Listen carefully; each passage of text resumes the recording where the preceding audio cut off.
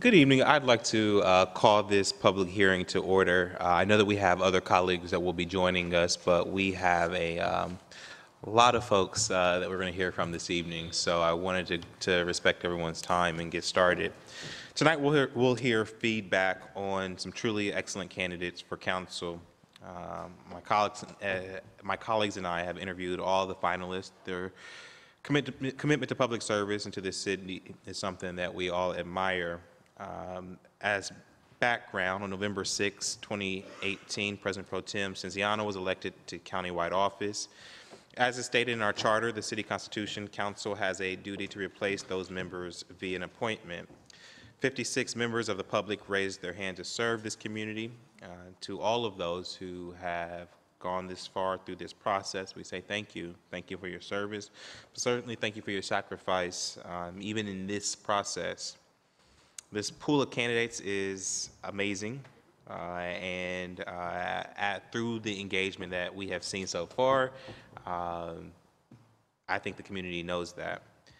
Council members have reviewed resumes, they have interviewed candidates, and have narrowed the list down to 15 folks. On January 14th, Council appointed Councilmember Shayla Favors to Councilmember Jiza Page's seat. So this leaves us with 14 finalists remaining for President Pro Tem's seat.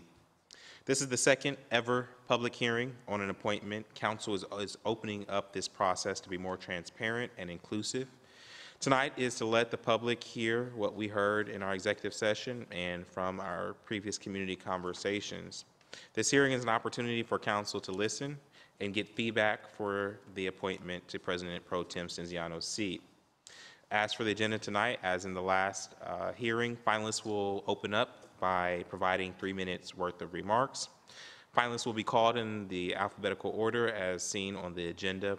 Providing testimony is optional to folks who, to the finalists, and there are some finalists who will not be speaking this evening. After we hear from the finalists, we will hear from the community. I will call up in the order in which speaker slips were submitted. I plan on going through and listening. This committee will hear all speakers that we have received up until now. As I said at the last hearing, this is not an opportunity to demean or belittle any of the finalists. You can speak in favor of a candidate, you can speak about the process, but that is the scope in which we will accept public comment. If you'd wish to provide written feedback, there are community feedback forms near the doors which you can submit to council staff. You can also email or call our offices. There's no hard stop tonight because we want to hear from everyone. And so with that, my colleagues have joined us. Let me introduce all of my colleagues now. Councilmember Elizabeth Brown, Mitch Brown, Councilmember Remy, Councilmember Favors, and Councilmember Tyson. Would any of my colleagues like to make any comments? All right, we will get started. The first candidate to come before council is Ms. Michelle Brown.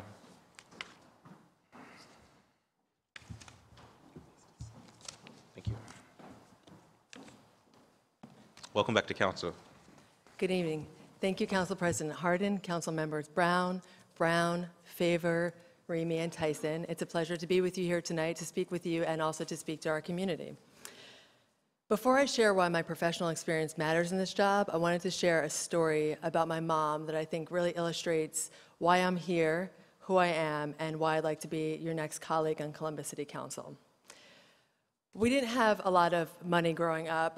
My mom was a single mother of 3, and although she didn't have a lot to give me in terms of material items or her time, there's a certain memory of her calling out all of the kids in the playground to go out for ice cream that really stands in my mind.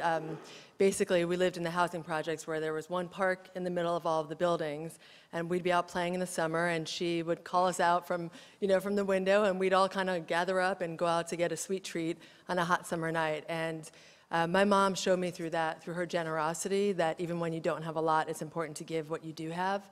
So that generosity is one of my values.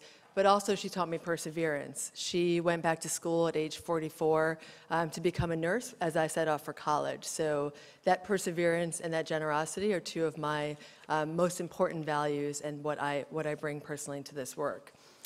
Unfortunately, I also witnessed I witnessed domestic abuse, I witnessed addiction, homelessness, and death in my immediate family.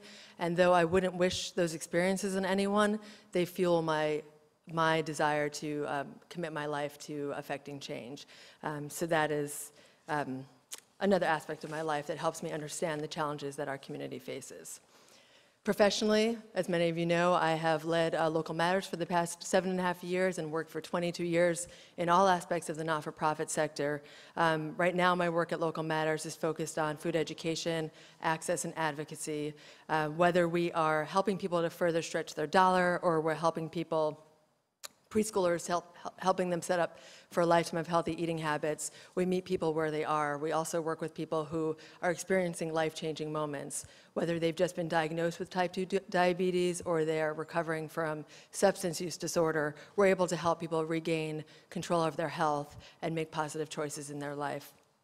We do that basically having served 22,000 individuals in the past year, about $59 a person. So we know that life-changing work is within our reach, and that's what motivates me as well.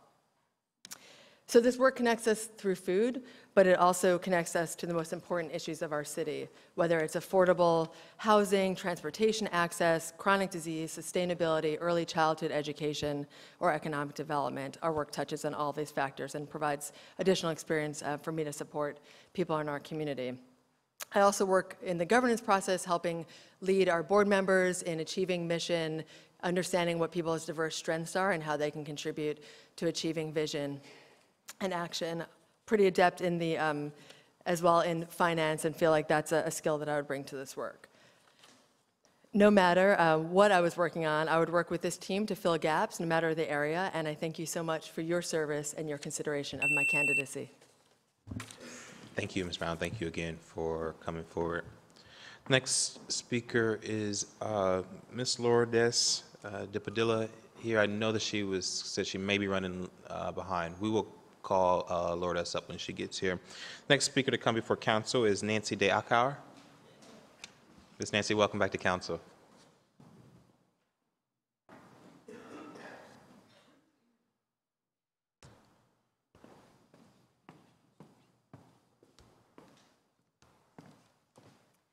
Thank you so much for this opportunity.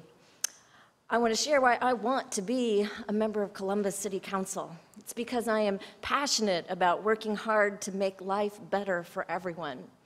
I find my joy and purpose in making the city a better place, and that's why I choose to live and work on the West Side.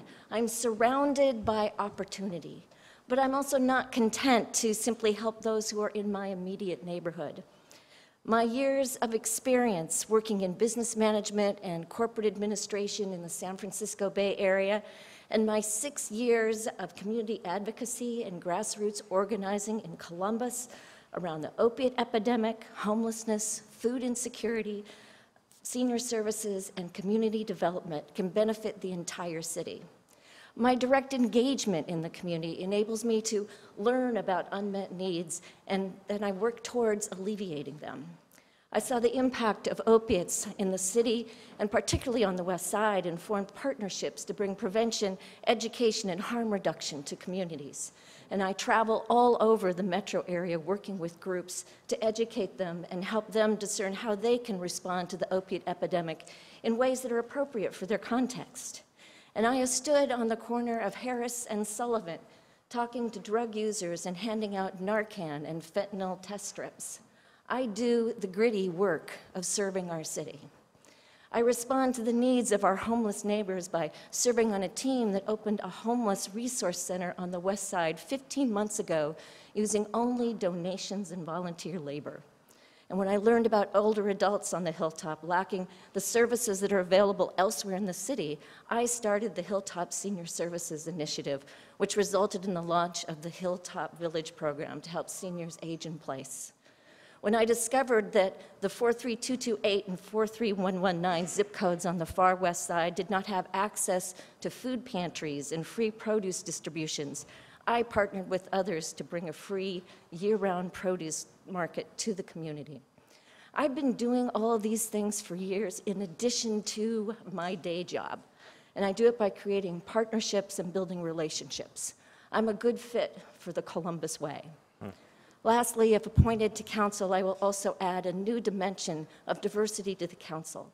As a resident of the West Side, a community that's both rural, suburban, and struggling urban neighborhoods, with a population equal to Dayton, I can give voice to the diverse human experience found outside our high-profile neighborhoods. My years of public service show that I get things done, and I can do so much more as a member of Columbus City Council if given the opportunity. Thank you so much. Thank you, Pastor. I think I saw Ms. Lourdes come into chambers. Are you ready? You ready to come up? I'll go, okay. We'll keep going, and then we'll come to Ms. Padilla after Rob Dorans. Mr. Dorans, welcome to council.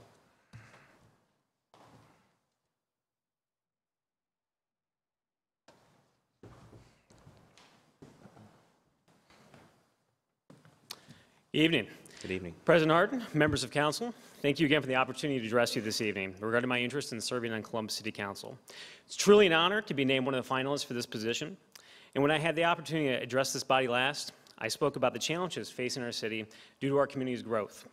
I and so many others in our city are excited about the historic investments that this council and administration have made around affordable housing and other areas of need regarding the city's upcoming budget and bond package. It's easy for people to forget what kinds of commitments these mean to the lives of the citizens in our community. Since literally the first few days of my life, I've experienced firsthand the power of government to drastically affect people's lives. The week I was born, my father and his union went on strike for better health care benefits. That strike lasted 3 months. That 3 months lasted without a single paycheck for my family. There was no income coming in to help support me or my sister. Part of the reason why I'm here today is because of the Women, Infant, and Child Nutrition Program. The WIC program gave our struggling family access to food when otherwise we would have went without. My sister and I also got our immunizations in the county health department rather than our pediatrician's office because of our lack of health care. This vital, life-changing role of government in improving the lives of families is something that I will never forget. I learned early on that there are times when good folks need help, and that if you're fortunate enough to be in a position where you can do the helping, you have a moral imperative to do so. With this in mind, I've set out to give back to the Columbus community in whatever capacity I could since my wife and I moved here nearly a decade ago. One of the roles that I've had an honor of serving over the past 3 years has been as a commissioner with the Columbus Recreation and Parks Department.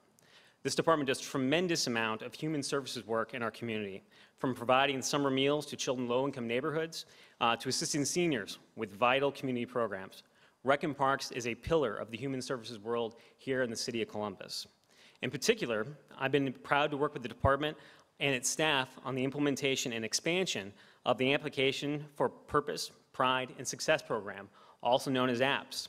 This past summer, the APPS program provided nearly 150 at-risk teenagers and young adults with summer jobs in the city and provided programming focused on leadership development, decision-making, and financial literacy. This program is making a real change in the lives of our young people in our city. Again, I was taught at an early age that one should serve their community when they're able. From helping to register thousands of fellow students to vote in college, to my current legal pro bono work through legal aid and service on the Parks Commission, I've always tried to answer this call to service. But also, it is my hope to continue the service by not only working with, but also learning from you all in council to ensure our local government continues to have a profound, positive impact on our community. I want to thank you all again for your time and consideration and wish you the best of luck in making this very important decision for our community. Thank you very much. Thank you, Mr. Dorans. The next speaker to come before council is Ms. Lourdes Barroso de Padilla. Welcome to council.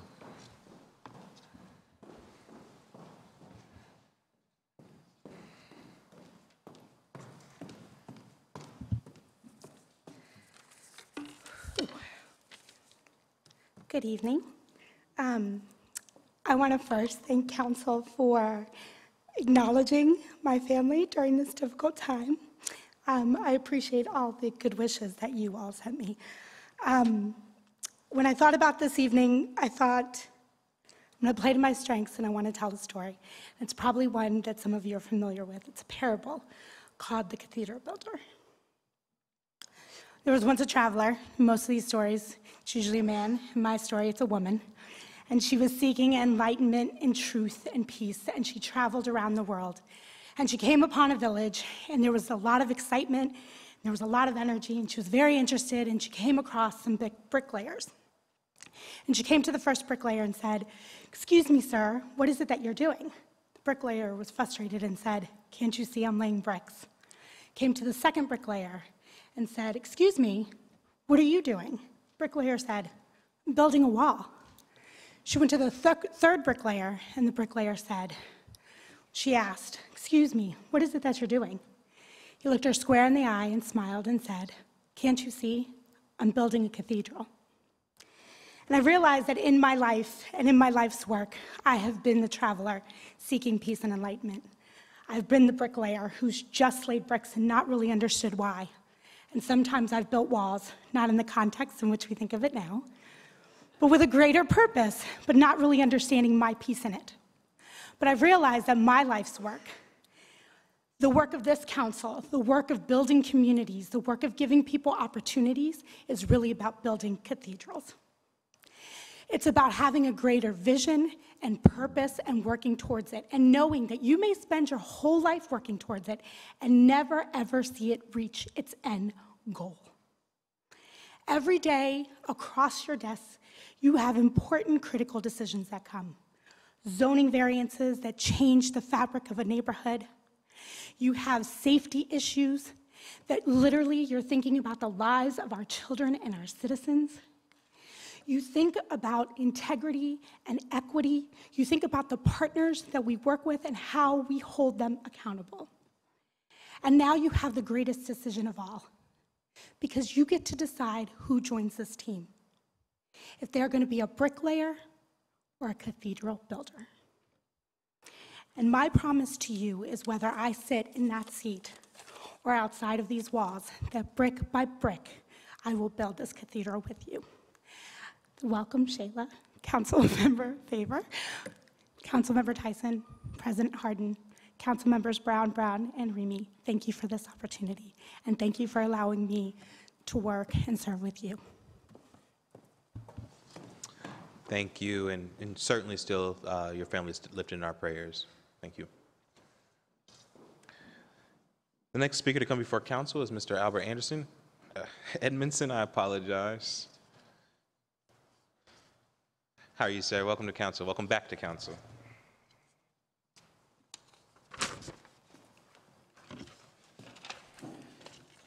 Good evening, Council President Hardin and City Council members.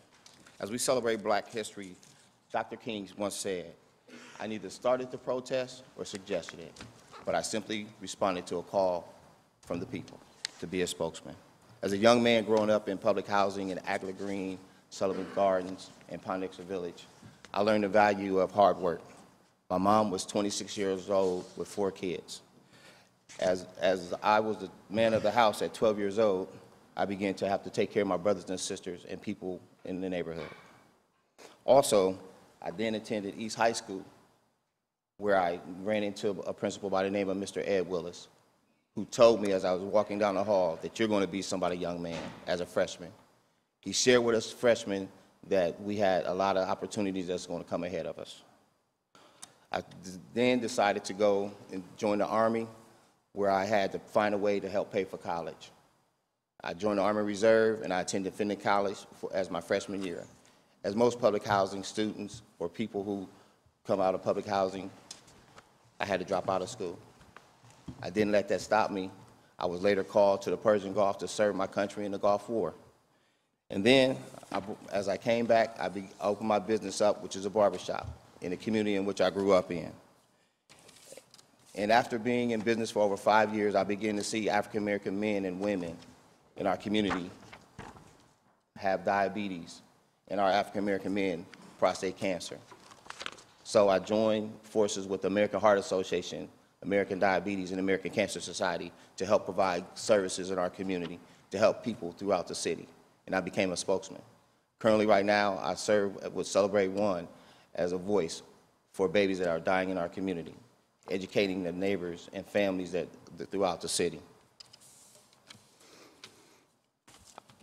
I want to totally serve on city council because I want to be a voice of that young middle-class family whose son who has just died from opioids.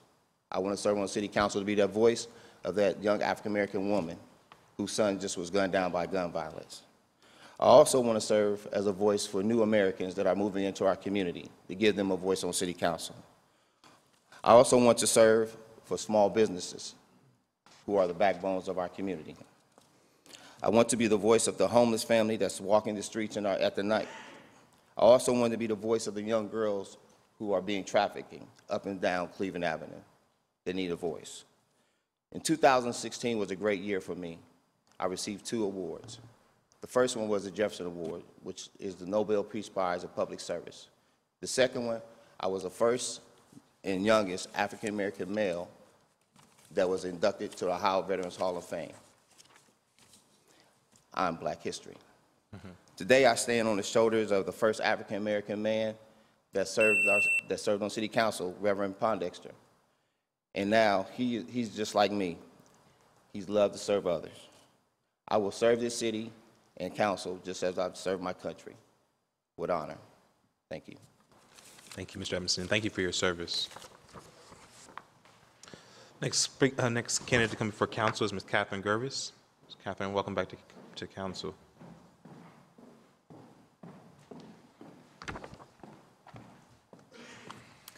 Good evening, President Hardin, Councilmember Brown, Remy, Favor, and Tyson. Thank you so much for this opportunity to speak before you tonight. My name is Catherine Girves, and I would be honored to serve with you on City Council. In the last 54 years, I've had opportunities to live elsewhere, but have always chosen Columbus as my home. I'm a graduate of Columbus City Schools and have a degree from the Fisher College of Business and one in political science from The Ohio State University. My parents lived a life that valued commitment to others, equity, and hard work, and they instilled those values in me. As I've raised my own children, worked hard in locally owned businesses, and worked and volunteered with multiple nonprofit and civic organizations, I've noticed some things we must prioritize for all of our residents to thrive here in the city of Columbus. Safe neighborhoods with quality affordable housing, a vibrant business community with living wage jobs, and sustainable development with multimodal transportation networks. I am delighted with the city's proposed bond package and budget, in particular the investment in affordable housing and the commitment to a community land trust. This will protect affordable home ownership for individuals, households, and entire neighborhoods for multiple generations. I spent the last 2 decades advocating for structural tools to create socioeconomically diverse neighborhoods, beginning with my service on the University Area Commission, and then while working with Robert Caldwell to establish the Wyland Park Civic Association. The idea of revitalization without gentrification was how we centered that work, and it is clear to me that structures that integrate housing for both working-class families and residents who can afford to live anywhere strengthens entire neighborhoods, elevates safety, and improves quality of life for all residents at all income levels. These structures also ensure employers have access to a diverse workforce. We know employers sometimes struggle filling entry-level jobs because potential workers are forced to live far away from potential employers and may not be able to afford to own or maintain a car. Coupling affordable housing with a multimodal transportation network is key to Columbus's success. The combined costs of housing and transportation make up the largest expense in most households. Rethinking transportation and how we invest in mobility is necessary to make sure all households thrive and to create socioeconomic success by serving the business community and improving social mobility for all of our residents. It just so happens I am a subject matter expert on transportation. I've spent the last 15 years studying transportation, initially out of necessity, and then because I saw all the ways it moved a variety of other important public policy agendas forward. I've done this work professionally for the last 5.5 years as the executive director of Yay Bikes. This has given me a strong working relationship with CODA, the Mid-Ohio Regional Planning Commission, the Ohio Department of Transportation, and our own Department of Public Service, in addition to various other partners who are key to improving our transportation networks. I'm exactly the person you want on your team as you're thinking about good transportation systems that create economic success. Thank you so much. Thank you, Ms. Girves. The next candidate to come before council is Dr. Chenelle Jones. Dr. Jones, welcome back to council.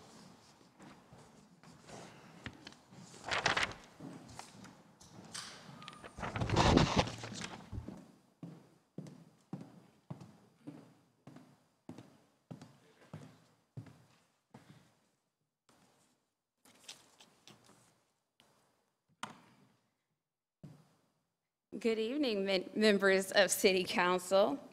So in honor of Black History Month, I would like to use my time tonight to recognize Langston Hughes, whose work is the inspiration behind our city's celebration of the Harlem Renaissance. I, too, sing America. You see, while highlighting two contrasting experiences, Langston Hughes reminds us that both experiences, kitchen and dinner table, privileged and underprivileged, comprise the American experience. Both experiences also comprise the Columbus experiences. Both experiences are actually my experience. You see, I too am Columbus. I have experienced the opportunities of our city, many of which have allowed me to stand here today. But I have also experienced the challenges. Many people talk about eviction, but you know what? I experienced it firsthand as a child. I know what it's like to have a few hours to leave your home with no idea where you're going to sleep at night. So last time when I spoke about building on council's work as it pertains to evictions, it comes from a shared experience of having to abruptly uproot from what should be our safest space, home. I too am Columbus. I know the importance of mentorship. It is what has helped me along my journey. So when we engaged over 3,400 kids and cops through the TAPS program, or hundreds of kids at South High School, or even as I mentor countless kids and college students, the goal is simple: to reach back and pull forward like so many others did for me. I too am Columbus. I know firsthand the impact of addiction because honestly, my stepfather was a functioning alcoholic. That's why I travel the country presenting on the role of public safety in addressing addiction. I too am Columbus. I know personally the need to expand programs like Celebrate One because my little cousins who are here today had very low birth weights. And while their mom was fighting for her life in Ross Heart Hospital, I was sitting in the NICU with them praying that they wouldn't become another infant mortality statistic. I too am Columbus. I understand the need for safety services. That's why I hosted town halls, brought nearly 150 students to the Columbus Police Academy to work directly with the police on safety solutions, facilitated victim services workshops with nearly 300 attendees, conducted over 115 presentations and workshops across the country on public safety issues, and recently facilitated an agreement for Franklin University to host and expand the Franklin County Resource Fair for justice-involved individuals. I too am Columbus. You see, I have the lived experience, the academic background, and a demonstrated legacy of service to bring a unique perspective to council. And while I echo the belief that we don't serve to win elections and seek appointments, we seek appointments and win elections to serve, I also believe we serve to improve our community. And if appointed to council, it would be a privilege to work with you all to continue serving and moving our community forward, because after all, we too are Columbus. Thank you. Thank you, Dr. Jones. The next speaker to become, the next candidate to come before council is Mr. Marco Miller. Mr. Miller, welcome back to council.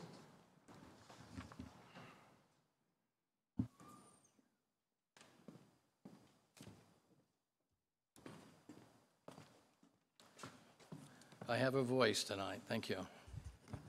I appreciate last month your kindness and about losing my voice, and so.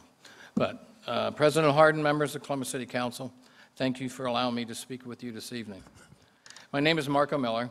I was born, raised, and educated in Columbus. My children attended and graduated from public schools. I stand before you today as an example how Columbus is a true opportunity city. I grew up on the east side of Columbus. I thank God every day of my decision to join the Air Force and then the Columbus Division of Fire. Those decisions are what have made me the man I am today. My experience has instilled in me the need to serve others. I am always asking the question, what else can I do? This is why I applied to serve the residents of Columbus full-time with this council. I stand here today proudly say that for 25 years, I gave unconditionally to protecting the lives and property of the residents of Columbus. Along the way, as union president for the firefighters, Local 67, I was privileged to work closely with council members Mike and Charlie Mennel, Maloney, Hammond, Portman, Kennedy, Fran Ryan, Eileen Paley, Coleman, and my hero, Auditor Hugh Dorian. They all had their own style of governing, just as each member of this council does. But watching, listening, and learning from them, plus seeing their commitment and love for this city is another reason why I stand here today asking for your support. I believe my experience of 45 years gives me a unique ability to be an asset to this council. My experience fits in just about every committee and program. I have served in the military, served as a firefighter, union president, owned 2 small businesses, have read and negotiated contracts, prepared budgets. I work in the insurance and printing industry, worked in construction industry, and I've been elected to public office. I have a vast expanse of experience in business and industry as well as life. I've always been a negotiator and a problem solver and have been successful at both. If selected, I see my role on this council as a champion for all. Those that are struggling to find a job, those who have a job and are still living in poverty, and those children about to age out of foster care. I believe that education is the foundation of a better life. I also believe that not everyone will achieve a college education. Collaboration with input from the unions, city departments, and private sector partnerships is where the answer lies. I look at the program the unions offer as that higher education for those less fortunate and a path to getting out of poverty and homelessness. If selected, I have a comprehensive plan to address the needs of those living on the streets, my fellow veterans, and those aging out of foster care. While I've witnessed firsthand the strides our predecessors have made, I am excited at the opportunity to join this team and work with you to address these challenges into the future. My name is Marco Miller, and I am Columbus. Thank you. Thank you, Mr. Miller, and thank you, too, for your service. The next speaker, the next candidate to come before council is Mr. Rick Neal. Mr. Neal, welcome back to council.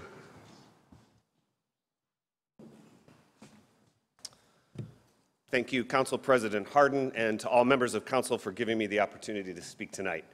Tonight, I want to talk about community and about collaboration.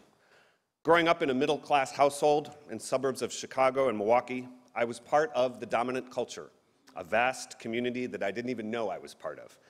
In high school, though, as a gay kid who knew I couldn't tell anyone about my feelings, I found community in our theater program and first felt the power of collaboration where success depended on everyone working together, both on stage and behind the scenes.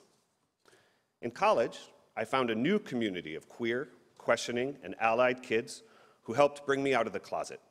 And that very special kind of collaboration was so successful that I left it behind just 2 years later for a career overseas, first as a Peace Corps volunteer, and then as an aid worker with international nonprofits in new and exciting communities.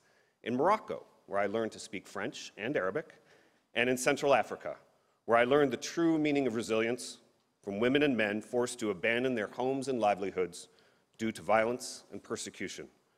Our mission together was always clear: to save lives, to help people get back on their feet, and to rebuild. To achieve that, collaboration with the community was essential.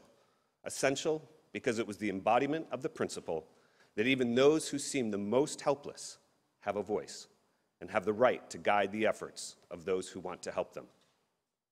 It wasn't until I met my husband, Tom, and moved to Columbus in 2007, though, that I had to raise my voice for myself and for my family. Our marriage was not recognized by the state of Ohio. And when our daughters were born, only Tom was recognized as the legal father. And trust me, I was the one staying at home and taking care of them every day, doing their hair and making sure that they drank their milk.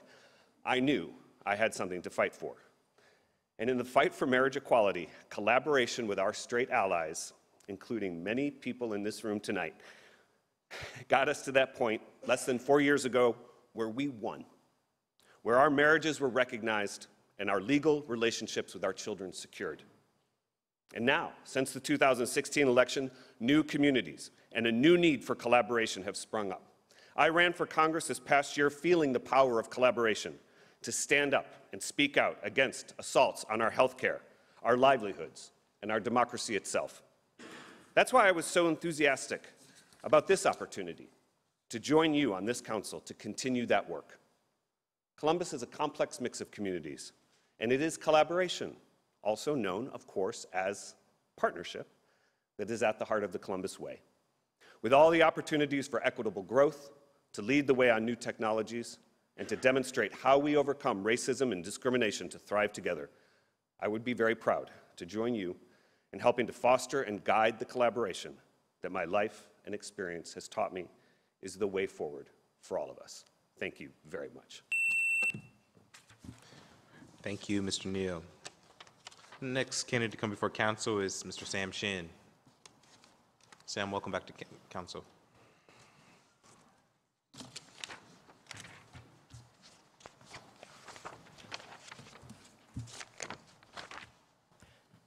President Hardin, members of council, thank you for the opportunity to speak again. I am excited to be here and would like to use this time to briefly highlight some of my strengths that I believe will complement our city council. As you are aware, I am now president of the Worthington School Board. School boards operate a little differently than city council. My role has many similarities to a business CEO. I manage a staff of 1,300 employees who report to me. We have an annual spend of $150 million. I understand budgeting and financing for governmental entities. I spend a significant amount of energy working on strategic decisions, public relations, and HR issues. Every day brings a different set of challenges to me. Most of the students in Worthington schools live in Columbus. We have thousands of students living in poverty. In one of our neighborhoods that we serve, the median household income is 20% lower than the median household income for Columbus as a whole. Our students speak 60 languages, and we are classified as an urban school district. Let's not forget that. Council members, I bring my extensive business network and my professional experience in the private sector. I am on the board of an Ohio-based bank. I was employed by 2 of the largest tech firms in town. I worked as an auditor and also spent many years engaged in business optimization and efficiency. And I am a member of my local Chamber of Commerce. I have a business mindset, and I believe I can further enhance our city's ability to partner with the private sector. Finally, I have a strong relationship with many of our immigrant communities. I started 2 nonprofits supporting new Americans over the years. In addition, I have volunteered and assisted many others. I especially enjoy speaking at events outside my own ethnic background. I have given opening remarks at the Chinese New Year celebration and the first Somali American Awards. I understand how immigration helps revitalize our neighborhoods. So let me be clear. I'm not pursuing this seat because I am a new American. I am seeking appointment because I believe I possess the qualifications and experience to enrich City Council tremendously. I just happen to be a new American. As elected officials, we are beacons of light, helping residents overcome their struggles. In 2013, a milestone was achieved when I became the first Asian American resident in Columbus to be elected into office. I hope by joining the City Council team, history can be made again, and we can help Columbus shine even brighter. Thank you very much. Thank you, Mr. President. Last candidate to come before council is Ms. Erin Synk. Ms. Synk, welcome back to council.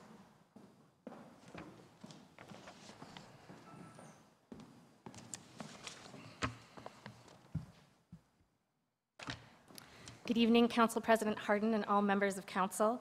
It is an honor to be before you again today. I am Erin Synk, and I've spent my career in public policy and the last several years serving my community as a commissioner on the Southside Area Commission, where I've worked on projects like improving our bus service to better serve the community.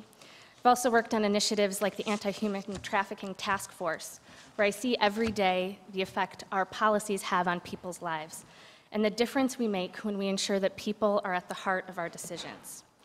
Since I last stood here before you, I can tell you my enthusiasm and dedication to serving the people of Columbus has not diminished. In fact, it has only grown. At a time when our city is growing and new economic opportunities are spreading across the city, we also know that the prosperity generated by this growth is not shared by all. And too many of our neighbors continue to struggle to make ends meet. A few weeks ago, I spoke with a woman on a bus.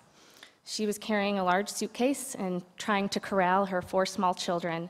She moved them across town to live with her aunt because she was facing eviction. And unfortunately, she's not alone. This is what led me to here today and to apply for council. I want to join you to further the work that I've been doing in my community and amplify the work that so many others are doing in communities all across our city. Doing work to build neighborhoods, break down barriers, and provide opportunities for our neighbors like that mother. While our city is growing and we are facing new challenges, we also hold a unique opportunity to find creative and community-driven solutions that address our most pressing challenges and priorities.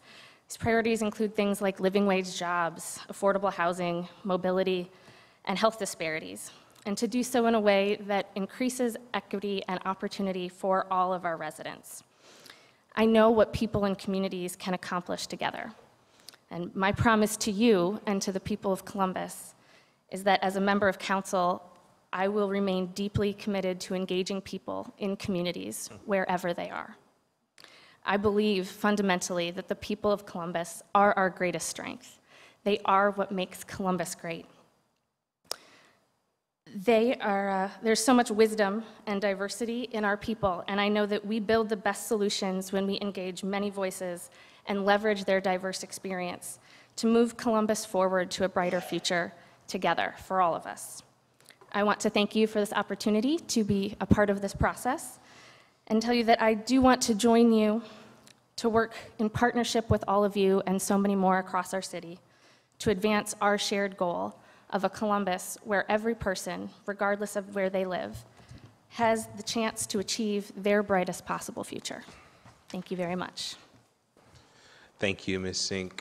Would you guys help me celebrate the 14th finalist that we have before us?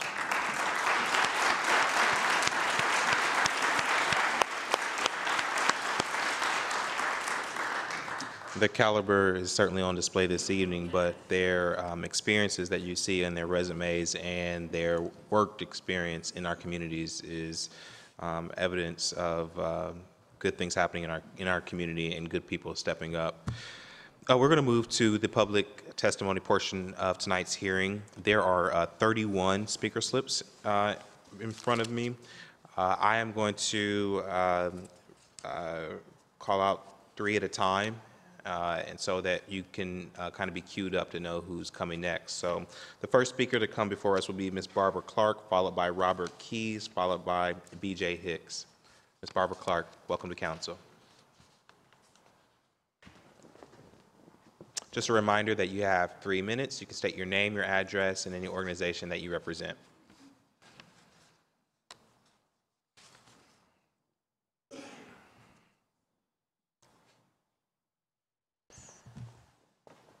Sorry, welcome back to council.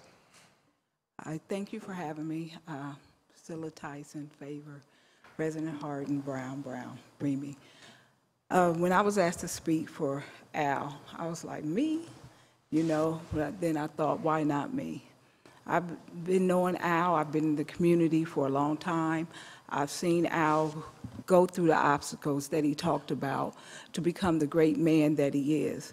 I've seen Al with commitment and consistency in that community. I saw Al look at the community, look at people in the community, and always remember, but for the grace of God. When you go into Al's barbershop, you can go in there any day. You see lawyers, doctors, pastors, community. They all be in there with barbershop talk, talking about building the community and pouring into people's lives. I'm one of the lives that Al poured into. Me being a recovering addict, he never put me down, always poured into me, telling me I can do it, I can make it. Al has supported that community, people in the community with neighborhood cleanups, book bag giveaways, and ensuring people that there is support in the community. You can walk in his barbershop and they're doing blood pressure checks, diabetes checks, because people in that community die of high blood pressure and diabetes. I believe it's the highest in this state. So I believe Al really has shown that he has great leadership, even though sometimes he's alone. I remember when they talked about tearing down Poindexter and Al becoming a part of PAC. And we was like, how he going against the community? You know, they're going to tear down our homes. This is where we live. But Al saw something better and greater for that community. We now sit on the boards with PAC to help them ensure that the community continues to grow. So our community is willing to give Columbus City Council, Al, to pour into this city as much as he's poured into our community. Thank you. Thank you, Ms. Barbara. Next speaker to come before council is Mr. Robert Keys, followed by Mr. B.J. Hicks, followed by Stacey Baker. Mr. Keys, welcome back to council.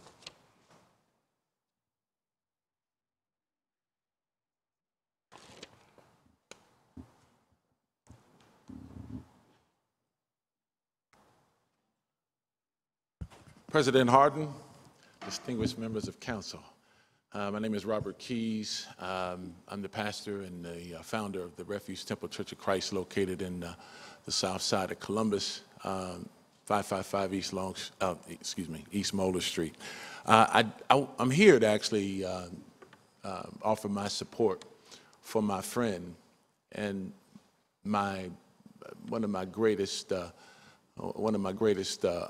collaborators, and the person of Albert Edmonson. Al is actually a remarkable man, as many of you already know. The reason why I came here on my date night with my wife is to say to you that his leadership in this community is nothing more than excellent. He has established himself as a community servant for the last 25 years that I've known him. I met him as a customer at the barbershop that he is the proprietor of. He's the owner, and he is actually the founder of that establishment. And he literally captured my attention because of his zeal and his compassion for the community. I witnessed firsthand how he was selfless and giving to hundreds of people in various endeavors, notwithstanding those that have already been mentioned. He was initially someone who established the Coming Home Festival as the president of the Mount Vernon Association. He also, as already stated, was the key person in developing a community back-to-school giveaway in the Near East Side. And I think the last time that that event was held, they served over 500 young people. He's the kind of team builder that brings people together of all walks of life, not just the Near East Side, which is where his business is established, but literally from all over this county and certainly all over the Central Ohio area. As a matter of fact, I actually live in Gahanna and have for the last 25 years. And as a citizen of another smaller community, I make it a purpose, I make it a point to see Al on a regular basis, because I not only receive wisdom from him, but I also am inspired by his leadership. I believe that he will be one of your greatest teammates as you work together in the Columbus way. And as a pastor in this community, I strongly support his being accepted on your council. Thank you for your time and attention. Thank you, Pastor Cage, for that testimony. Next speaker to come before council is Mr. B.J. Hicks, followed by Stacey Baker, followed by Dave Montgomery. Dr. Hicks, welcome to council. President Hardin, members of council, thank you so much for giving me this time to speak on behalf of Mr. Al Edmonson. Again, I come as a vascular neurologist and co-director of the stroke program at Riverside Methodist Hospital. That's my day job, but also here as the board president of the American Heart American Stroke Association. But I've known Al since I was about 10, and knowing him and him watching me grow up and me watching him grow as a man and as a leader, what I learned in those early days was that where his shop resides is in an area that does not have a lot of black male leadership and entrepreneurship. So he was able to exhibit that fresh off of the Gulf War. He ran right back into his community and he put his heart and soul into it. I left for school and for training, and you know, like many of us, we love this town, and I came back. You know, my family has now 4 generations here, so we feel very strongly about it, like Al does. And when I came back, it was, you know, abrupt and very dramatic to see just how Al was, just what he was doing for this town and for his part of town, the Near East Side and the Mount Vernon area in particular. Doing things like back to school, doing things like health screening, things that, you know, personally I wanted to do for myself in my spare time, he was already doing. So when I became part of the board of directors for the American Heart Association, and they asked, you know, what are the things you wanted to do, community outreach, namely for blood pressure and other things that the black community and the underserved communities tend to deal with, I knew that Al already had inroads in, and it was a beautiful partnership that we were able to do, you know, on a advocacy realm and not just sitting down and getting the haircut. So knowing that he has these abilities to have entrepreneurship, be a small business leader, also being a Gulf War veteran, so being able to strongly stand on behalf of our veterans and military, and also having a keen sense of healthcare and healthcare disparities really makes him a rare member and a rare option for this city council. And you know, we've talked about Columbus Way, we all hear about it, we all are excited about what that means. But the other thing that we tend to hear about our town is there are 2 Columbuses. And as Columbus starts to change, I think we would really benefit by having someone like Al who's able to bridge the gap between those that are disadvantaged and those that are upwardly mobile and be able to really put our hands together and work on behalf of this great city. Thank you. Thank you, Dr. Hicks. Next speaker to come before council is Mr. Stacey Baker, followed by Mr. Dave Montgomery, followed by Marvis McGowan. And I would actually invite the other 2 folks, when we call them out, to come up as well, to sit closer to us, just so we can continue to move our comments along. Welcome, Mr. Stacey. Oh, thank you. President Harding, members of council, I appreciate you letting me come up and speak. I come up here on the behalf of Marco Miller because I believe he's the best person to fill the vacancy to Columbus City Council. I know Michael Stinziano left some big shoes to fill, but I do believe Marco is the person to fill those shoes and excel in that position. I've known Marco for over a decade, which I told my wife that the other day, and she kind of laughed. And I said, why you laugh? She's like, I can't believe somebody's willing to say they've known you for that long. But anyway, Marco, I believe, will bring business expertise. He will bring the value that this city needs. And I believe as a veteran of the Vietnam War and also being a firefighter for 25 years, his public service has never really stopped since he entered into the military. And I believe that Marco has what it takes, not just to do for the residents of Columbus, but also the whole county, because I am a councilman out in the city of Reynoldsburg, and we're surrounded by Columbus. And we know what happens in Columbus happens with us.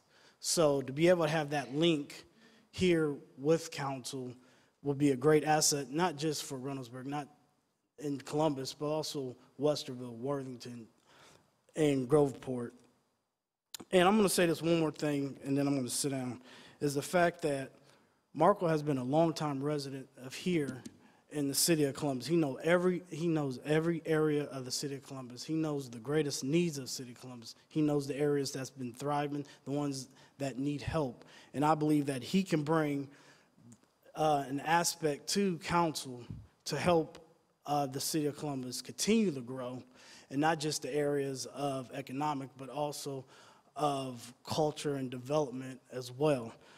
So with that, I'm going to take my leave, and thank you for letting me come speak on behalf of Marco Miller. Have a good evening. Thank you, Mr. Baker. Next speaker to come before council is Mr. Dave Montgomery, followed by Mr. Marvis McGowan, followed by Mr. Yavis Ellis. Mr. Dave Montgomery, welcome back to council, sir. Good evening. Thank you. President Hardin, esteemed members of council, tonight is a special occasion for this council, the citizens we serve, and myself personally. In less than 2 weeks, my time as president of the Columbus Firefighters Union will have passed. Working alongside members of this chamber and serving our Columbus firefighters has been one of the greatest honors of my life. It is fitting that in my last time this will be the last time addressing council as the president of the union. I stand here in solidarity with a man who is my predecessor, my friend, and a mentor, Marco Miller. The words service and sacrifice are often overused and underestimated in terms of their gravity. Few people truly understand the depth and cost of service and sacrifice. I cannot overemphasize the extent of Marco Miller's history and service and sacrifice. Marco's leadership has paved the way for thousands of firefighters. Each one of those firefighters has in turn positively impacted thousands of lives to the most vulnerable citizens in our city. Marco has always answered the call to service. And that is why, on behalf of the over 1,500 Columbus firefighters who serve and sacrifice day in and day out, we stand behind our former union president. The Columbus Firefighters Union is the strongest it has ever been. Our members are becoming more active, and with three generations of firefighter union leadership in council chambers tonight, I can't help but think how much success we owe to Marco. The Columbus Firefighters Union has been an advocate for our civic leaders since its inception over 100 years ago. And our organization will continue to be leaders in supporting our elected officials. And that is why we stand before you tonight and ask for your support in allowing Marco the opportunity to once again serve our great city. Thank you. Thank you, Mr. President. Thank you for your service to our community. Next speaker to come before council is Mr. Marvis McGowan, followed by Mr. Yavis Ellis, followed by Kendall White. Good evening, honorable council members. My name is Marvis McGowan, and I am the senior pastor of the Shining Light Bible Mission Church located at 95 West 5th Avenue. It is my pleasure to speak to the credible character of Dr. Chenelle Jones.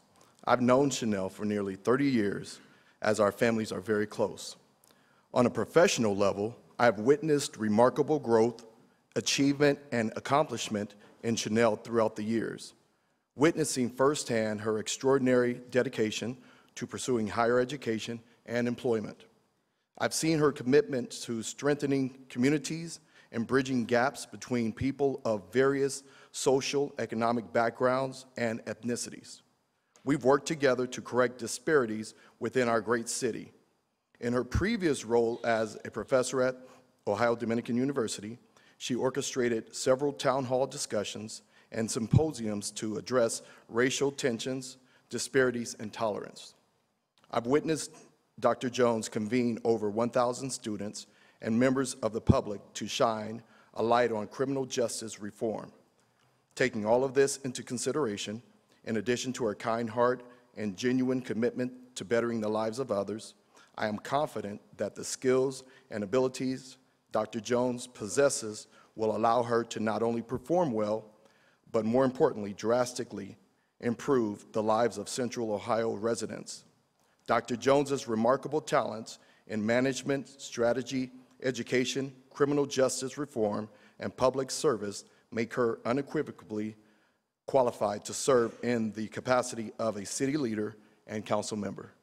Thank you so much for your time. Thank you, Pastor. Next speaker to come before council is Mr. Yavis Ellis, followed by Mr. Kendall White, followed by Rick Jones. President Harden, good evening. Good evening, council. My name is Yavis Ellis. I'm marketing director for Radio 1 Columbus. I'm a pastor at New Birth Christian Ministries, but here as just a citizen today to really talk about my good friend, Dr. Jones. You know, two words come to mind when I think about Dr. Jones, that is consistency and accountability. I had a chance to first work with her when I was heading a campaign called Change Starts Here. And we had many meeting sessions thinking that we had the idea of how this Change Starts Here campaign should work. The idea was to figure out how to talk about police and community relations. And after having one meeting and sit down with Dr. Jones, I realized that we may have had the whole concept wrong, because we were always looking at it from a standpoint of us versus them. When we talked to her, it was a concept of what can I do to start change now?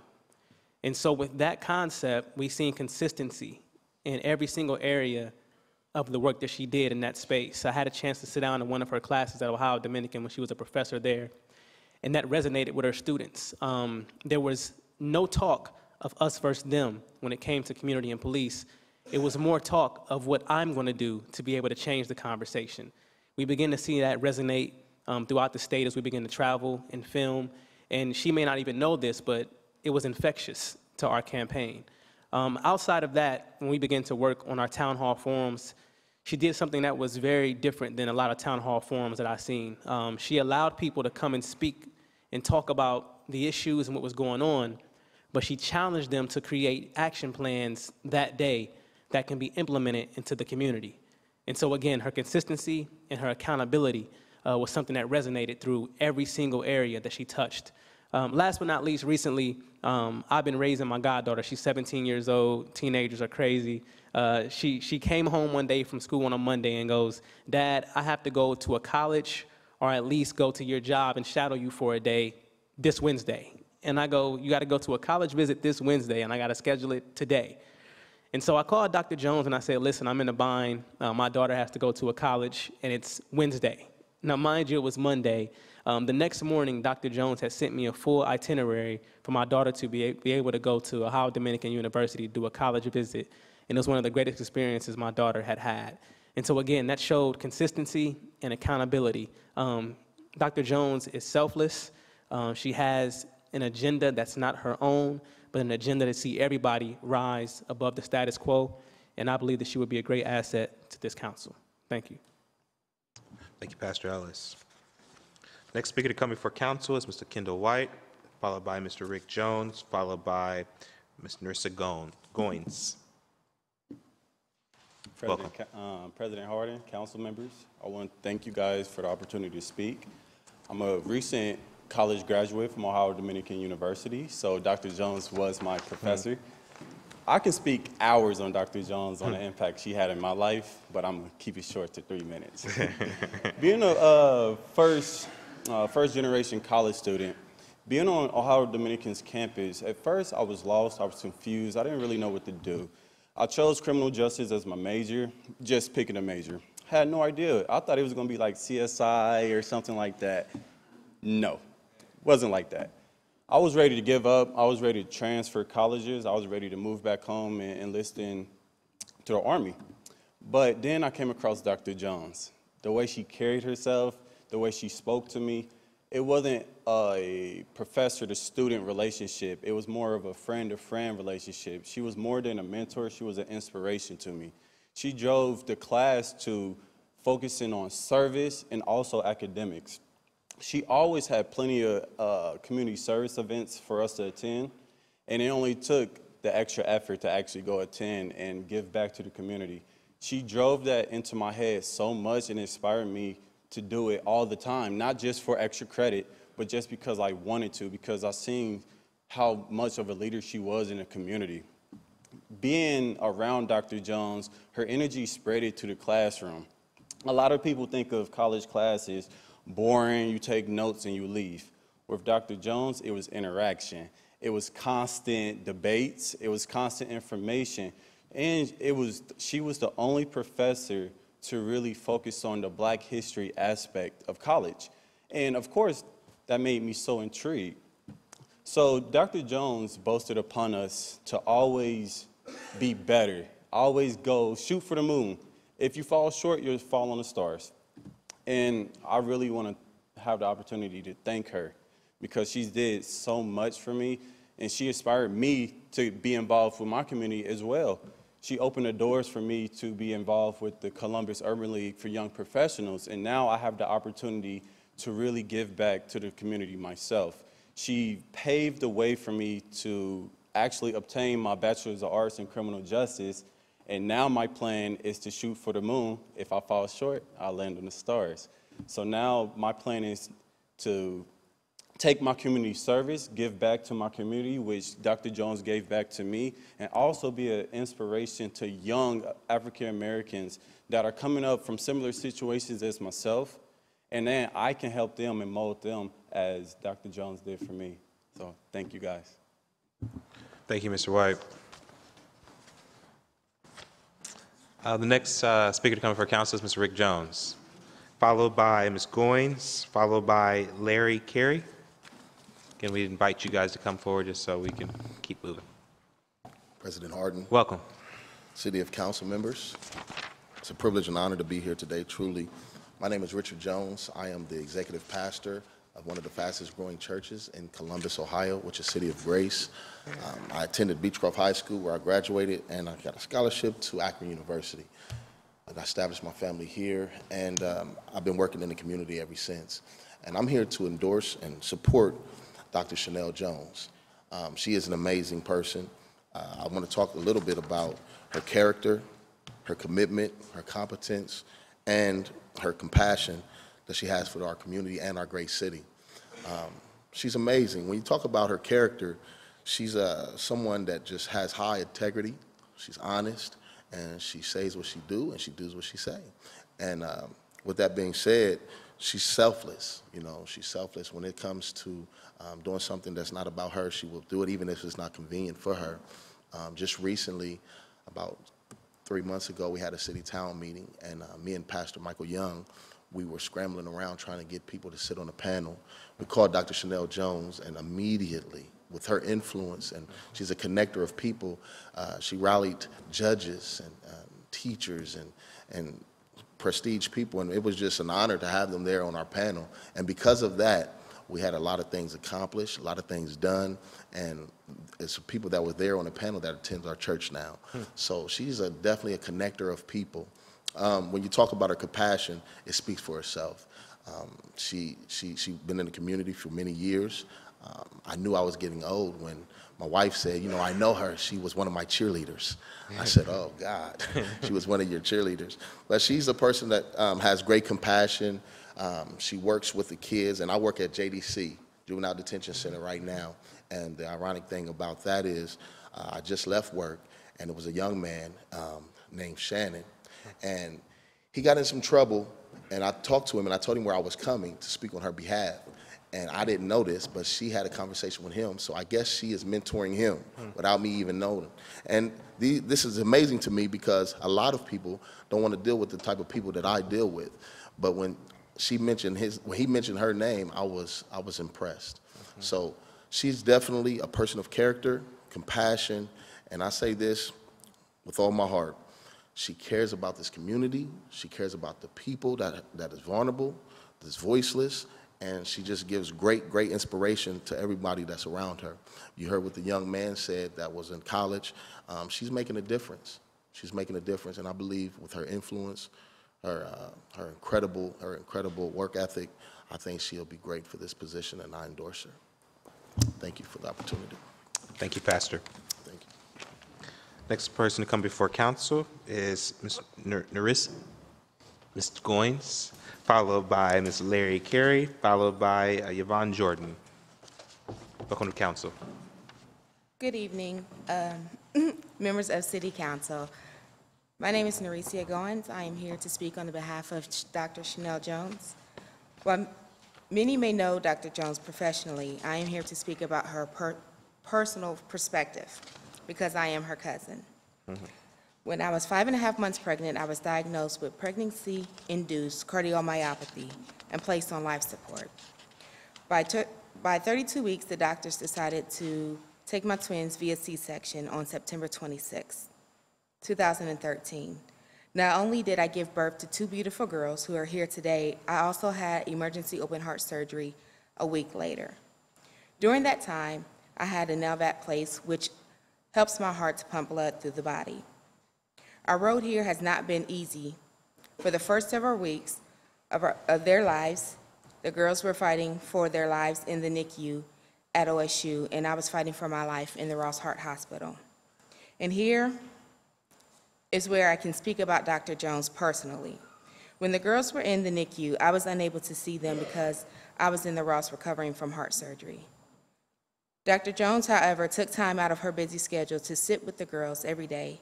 For several weeks, she went to the NICU, sat with them, fed them, and made sure they were all right.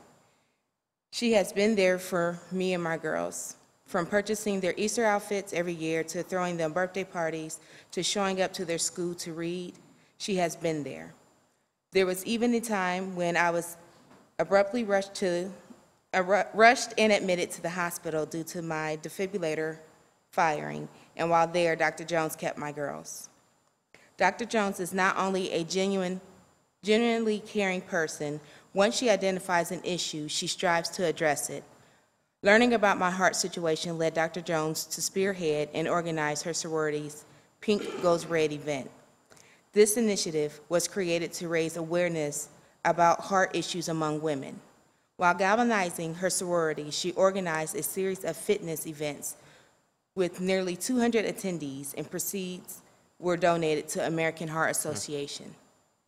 Dr. Jones is a gem, not only to me and my girls, but to the city of Columbus. She has a history of giving and working to improve the lives of others. She is definitely someone I would want fighting for me, fighting not just for me, but for other families in need on Columbus City Council. Thank you. Thank you, Ms. Goins. Next speaker to come before council is Mr. Yvonne Jordan, followed by Zamira Campbell, followed by Alexander Heckman. Please. Sorry about that. Ready? Good evening. Thank you for allowing me the chance to speak. I'm here to speak for Dr. Jones. My name is Larry. Sorry. My name is Larry Carey. I am a pre-K teacher for Columbus City Schools. I also work for the Ohio Education Association as a member ambassador. How I met Dr. Jones, randomly, I ran into her and I was like, hey, can you come read to my kids? And I've done that with you, Ms. Tyson. And she said, yeah, sure. And I didn't know her from anywhere. I just heard, hey, she's a doctor, you know, black lady, would be good for my kids at Trevitt to see that. And she came. And she came and she read to the kids, and the kids ran up on her, chased her, hugged her, rubbed snot on her. I'm just playing, but I'm joking, maybe. And she came back every year since that. And she took in 2 kids, and she, you know, bought them clothes and talked to them. Even my 4th grader one year, my first year, she talked to her. She was having a hard time in the hallway, and she just randomly stopped and talked to her. Also, her thing at Champion, since I'm in OEA, I go over there sometimes, and they had a TAPS program for Champion, and her goal there was for the kids to look at police officers different. And my cousin actually attends Champion, and he actually wasn't in the TAPS program, but he's actually now being mentored by one of the police officers. We're setting that up. He actually got into some trouble. We thought he was in the program, but now we got that taken care of. And I called her randomly, and she helped me out on that. Also, Afrocentric, I know this for herself, they just gave her a letter, a recommendation just for coming over there and giving her time and speaking to the kids there. South High School. And I also know she does a lot of work at her church. She goes around for the sick and shut in. She just spends a lot of time. So she is a true definition of service.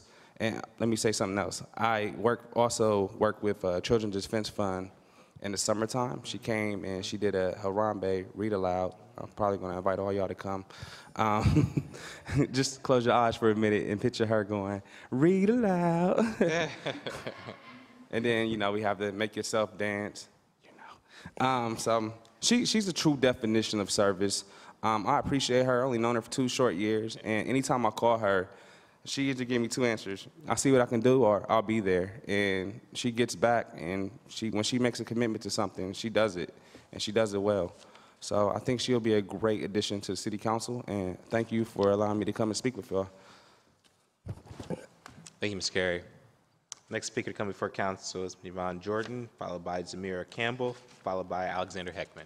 Dr. Heckman, welcome, Ms. Jordan. Good evening, council members. My name is Yvonne Jordan. I'm a retired Columbus police officer, and I currently serve as the coordinator of the TAPS program in Columbus, Ohio. I will be reading a letter from Dr. Everett Penn, the founder and director of the National Teen and Police Service Academy, on behalf of Dr. Chenelle Jones. The letter reads, the Teen and Police Service Academy, also known as TAPS, is the premier initiative to bridge the gap between youth and law enforcement. It started in Houston, Texas, receiving a 2011 Department of Justice COPS grant and has served over 3,000 youth and 400 officers in cities across the United States and the Caribbean.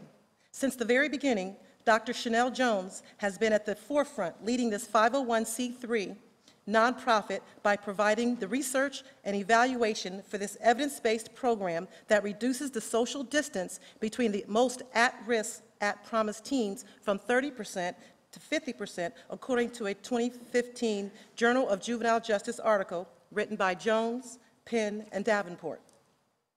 The TAPS Academy has been recognized by the Houston Chronicle, the U.S. Department of Justice, the Jefferson Award Foundation, the Congressional Black Caucus, Texas Legislature, Texas Bar Association, the NAACP, Rutgers University, University of Houston Clear Lake, and the National Association of Blacks in Criminal Justice, and many others for its work to bring peace and safety to officers and citizens.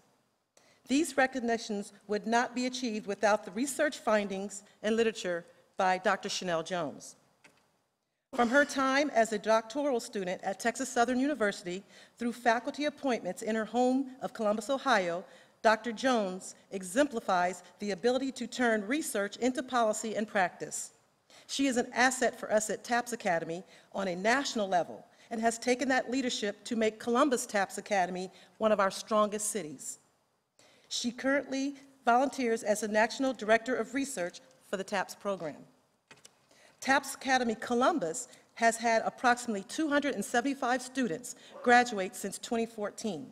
This spring, 57 middle students are participating, with anticipated graduation dates of March 26th at Hiltonia Middle School and March 28th at Buckeye Middle School. Besides its national awards, TAPS Columbus has been recognized by the National Association of Blacks in Criminal Justice for its work in the Columbus City schools. TAPS Columbus also is recognized as a preferred community partner by Champion Middle School. The city of Columbus, Ohio has a treasure in Dr. Jones as she aligns evidence-based practice to complex problems.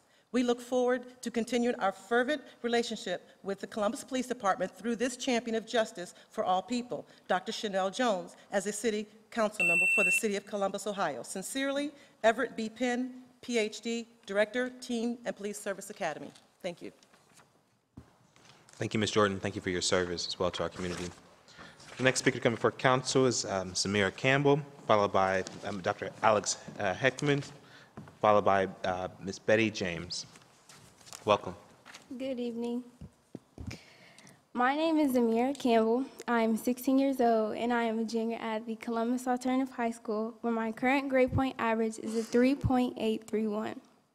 I also attend Fort Hays Arts and Academic Career Center in the pre-professional dance program, where I maintain a 4.0 GPA.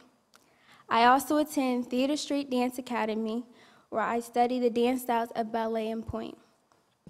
I did not realize how much I needed a mentor until 2013, when Dr. Chenelle Jones, being a member of Temple of Faith Church of God in Christ, approached my mother, Keely Brown, willingly to being my mentor. My mother agreed. That was just the beginning. The summer of June 2013, I received the most difficult summer packet. It caused me to have several mixed emotions. I was anxious, concerned, and frustrated. Dr. Jones helped me to overcome my emotions by editing and giving feedback on my work before turning it in. With her help, not only was I able to receive the grade I pursued, but I was also selected to represent my school, Columbus Alternative High School, at the National Youth Leadership Forum held this summer at the most prestigious college in the world, Yale University, based upon my academic records. Dr. Jones has included me in various community-based events, such as attending the Ronald McDonald House with the Alpha Kappa Alpha sorority group to bake cookies that we gave to the families and children there. I also attended the campaigning parade for Judge Kimberly Cocroft alongside with Dr. Jones to help encourage others to vote for Judge Cocroft. In conclusion, Dr. Jones is someone who demonstrates a positive attitude and acts as a positive role model. I personally look up to Dr. Jones because she demonstrates the behaviors and actions that are required to succeed, has an excellent listening ear, and always makes time for what she believes is important. Dr. Jones has become a great support system outside of family, and she has now become a part of my village. She is someone I can confide in to help me grow and see why I want to become successful and to also become a better me. Dr. Jones has inspired me to pursue my future goal of attending New York University, where I will major in business management and minor in dance performance. It is hard to find someone as diligent as Dr. Jones, and I think she will be a great addition to Columbus City Council. Thank you. Thank you, Ms. Campbell. And go Pegasus. Dr. Alex Heckman, followed by Ms. Betty James, followed by Scott Stockman. Good evening, Mr. President, Welcome. members of council. Thank you for this opportunity tonight. I'm also part of the Chenelle Jones fan club, and I'm here to speak in support of her appointment to Columbus City Council. I bring a very much professional perspective on Dr. Jones. I work downtown at Franklin University as the chair of the Department of Public Administration and the founder of the Master of Public Administration program at Franklin University. So I work with Dr. Jones every day. I also bring a unique perspective. The decision that you have to make is I'm a former member of the Westerville City Council, and I'm also currently a member, a former member of Westville City School Board and a current member of Westerville City Council. So I've done a lot of appointments and hirings for important positions like this. And I know one of the great challenges of making these decisions is that folks can sound really good speaking in public, and certainly Dr. Jones does that in spades. And folks can sound really good in interviews, but what we really want to know is how are they going to do the job? And I work every day with Dr. Jones on many issues of the type that you would be addressing as city council members, since the focus of our programs are preparing people to lead and manage government and nonprofit organizations, serve our communities, solve public policy problems. And so I can say, what is it going to be like to work with Dr. Jones every day? How is she going to do the job? Well, the most important thing I know is she's going to do the work. As we all know, this is a very small, it's an important part of the job, but the real work goes on outside of this room every night, every day, engaging the community, getting to know the issues, working with your colleagues, working within administration.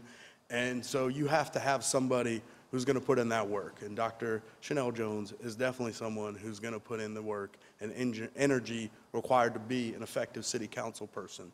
You also need someone that is very collaborative, that is going to, again, engage with the community engage with their colleagues to work together to identify how we can effectively address the challenges and issues facing the city. And certainly Dr. Jones will do that. And finally, as all the speakers have said, everyone has their area of expertise that they're knowledgeable about. And certainly Dr. Jones is knowledgeable about criminal justice issues and social justice and equity. And those are critical issues that the city deals with and that she will bring a lot of knowledge and expertise to. But just as important is what is your ability to learn about those things that you are not an expert in, that you don't deal with every day. And also, certainly Dr. Jones has demonstrated an exceptional ability to learn about new issues, new challenges, and help come up with solutions for addressing those. And so for those reasons, I think she would be an exceptional city council member representing the people of the city of Columbus. Thank you for your time. Thank you, Dr. Ekman. Next speaker coming before council is Scott Stockman. I apologize, getting ahead of myself. Ms. Betty James, followed by Scott Stockman, followed by Mr. Bill Huffman.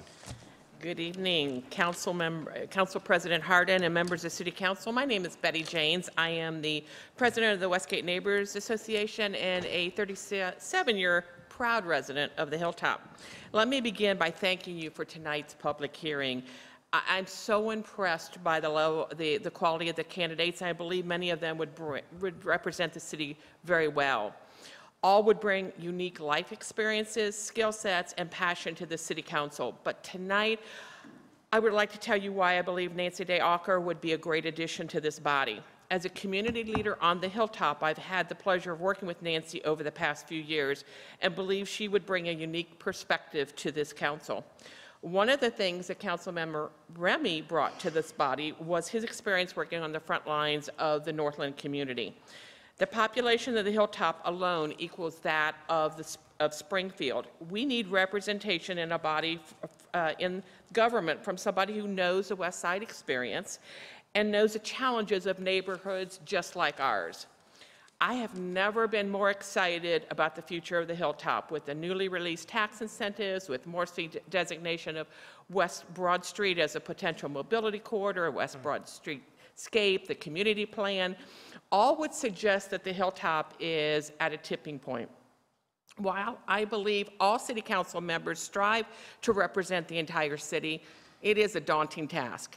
And I believe Nancy would have firsthand knowledge of the challenges struggling neighborhoods face, be able to represent all of those throughout the city who feel like they haven't had a seat at the table. Nancy has been a highly respected, active leader on the West Side for many years, developing partnerships, and has been creative in finding innovative answers to community needs. Her work addressing the opioid epidemic has been tireless.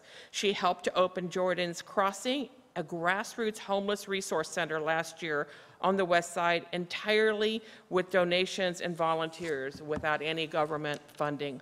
Her work to connect multiple organizations throughout the United West Side Coalition has led to initiatives focused on the needs of our senior citizens. This resulted in a public-private partnership to launch the Hilltop Village, which will be run by a nonprofit. We also need council members with experience living and working in multi-jurisdictional communities where cities, towns, villages, townships, multiple school districts are all intermingled. There are several blighted commercial properties and vacant lots within three intermingled jurisdictions on the western gateway of the city, and that has stifled economic development for the entire region. Nancy has experience to know how to navigate the complexity of a multi-jurisdictional and find multi-jurisdictional solutions. She is well respected because of her record. Her commitment and dedication are unmatched, and her unbelievable tenacity towards a solution and follow-through is extraordinary. We strongly support Nancy for City Council. As you look towards a diverse council, we ask that you seriously consider the importance of including geographical diversity. Thank you. Thank you so much, Ms. James. Next speaker to come before council is Mr. Scott Stockman, followed by Mr. Bill Huffman, followed by Meredith Reed. Hi. I'd like to start by thanking council for holding these hearings again, and a special welcome to our newest member, Councilmember Favor. My name is Scott Stockman. I am the legal counsel for the Ohio Senate Democrats. I serve on the Greater Hilltop Area Commission. I'm a member of the Hilltop Kiwanis Club, as well as a board member for a West Side nonprofit group. And I'm here tonight in support of Pastor Nancy Day-Achauer for City Council. I've lived in Westgate in the Hilltop for a number of years now, and as any West Sider who cares about their community will tell you, and probably has told this council, we would love to see someone from our side of town on council. And this is not to say that the council or the city doesn't pay attention to the West Side. I'm excited to see what happens as we go forward with the Hilltop Community Plan and other West Side specific initiatives. Councilmember Ramey was at our last area commission, and tonight we're talking about replacing Councilmember Stinziano, who is beloved on the West Side. But there's something to be said about living in an area, knowing its people and seeing its challenges, experiencing the hope and energy for improving those neighborhoods. But I wouldn't come here tonight for just anyone from the West Side to do this job. I think that Pastor Nancy should be our next city council member because she knows how to build coalitions and work to bring people together to make a difference. She'll be a West Side resident and bring that perspective, yes, but anyone that knows her or is Facebook friends with her, as I suspect all of you are now, you know that she is involved all around this city. You'll hear and you have heard already about several of the places where Pastor Nancy has been so important to this city, but I'd like to highlight just one that I think is indicative of the kind of asset that she is, and that's Jordan's Crossing. This is a West Side ministry and resource center which provides food, clothing, and everyday items, as well as access to health care through Mount Carmel's mobile health coach to the homeless. It also has programs to address addiction. Pastor Nancy is an original member of the steering committee that brought all of these resources under one roof on the West Side. And Pastor Nancy helped bring the entire program together, as Betty just mentioned, entirely through activists and volunteers. It required no money from the city or from the state. All of the labor and materials were donated, including labor that was volunteered by addicts who had trade skills from their lives prior to their addictions. The entire project was driven solely by passionate people looking to improve their community, and Pastor Nancy was very much a key player on that team. And today, Jordan's Crossing is a bright spot in the battle against both addiction and blight on the West Side, and this is just one of many examples of the kind of active and creative spirit that Pastor Nancy brings to the work that she does and would bring to this council, and I ask all of you to please support her for this council appointment. Thank you, Mr. Stockman. Next speaker to come before council is Mr. Bill Huffman, followed by Meredith Reed, followed by Mr. Kevin Tyler. Mr. Huffman, welcome back to council. Thank you very much, Council President Hardin, and our great Columbus City Council members. I thank you for the opportunity to speak to you tonight. I come on behalf of My Project USA, Homes on the Hill, and the Greater Hilltop Area Commission, which I also serve, and many other organizations that I'm affiliated with, the United Westside Coalition, which I'm here for Nancy. Nancy is, what I can say, I've met her in 2014, and we came together in 2015 to form the United Westside Coalition, to form an idea of coalitions for the West Side, how to change it, how to change the reputation of the West Side. That's been a real struggle for us, but Nancy has been able to do that. And most of all you council members have had the opportunity to work with Nancy in the past and know that she is a worker. And there's many things that she has committed to and followed through in following with. Nancy has brought leaders across the greater West Side together in the fall of 2015 to addressing community issues. No one has brought the West Side and the Hilltop together in partnership. Her work in the United Westside Coalition shows that she has the experience with public-private partnerships across jurisdictions, addresses community needs. She facilitates community leader conversations to discern top priorities for the United Westside Coalition, being the opiate epidemic in 2016. She created public-private partnerships to provide community education on the West Side about the opiate epidemic that partnered with the Coroner's Office, Franklin County Public Health, Mount Carmel to host the first community Narcan distribution, which gave away 50 Narcan kits and vouchers for 10 more. She continues to work as a member of the Franklin County Opiate Action Plan, providing opiate prevention and education workshops across Columbus. In 2017, the United Westside Coalition decided to focus on bringing senior services, which you've heard some of this tonight from other members, to the Hilltop, because it doesn't have what is needed So she reached out to the age-friendly Columbus and Franklin County to partner and facilitate 8 focus groups to hear from older adults about what their needs were for the Hilltop. Work with age-friendly to discern a new village model that would meet the needs of low-income seniors. Her leadership resulted in the formation of the Hilltop Village to be operated by the Greater Hilltop Area Shalom Zone. The Hilltop Shalom Zone has done a fabulous job on the west side, and I'm sure will continue to do this. I ask you, each and every one of you council members, to support Nancy in this venture to become a part of what the Hilltops needed for 30 years, some representation here on council. I thank you very much for your opportunity to speak to you tonight. Thank you, Mr. Huffman. Thank you for your service in the community. Next speaker to come before council is Meredith Reed, followed by Mr. Kevin Tyler, followed by Phil Burney. Welcome to council. Thank you. My name is Meredith Reed. I am a Wineland Park resident at 1249 North 6th Street there. I'm here tonight to speak on behalf of Catherine Girves. I have known Catherine for almost 15 years at this point, served on boards with her, I've interned for her, I've worked as her employee, and ultimately I invited her to run the organization that I founded, Yay Bikes, about 10 years ago. She has been a colleague of mine, a mentor, a boss, and a friend. I consider her among the most important people in my life, and I love her.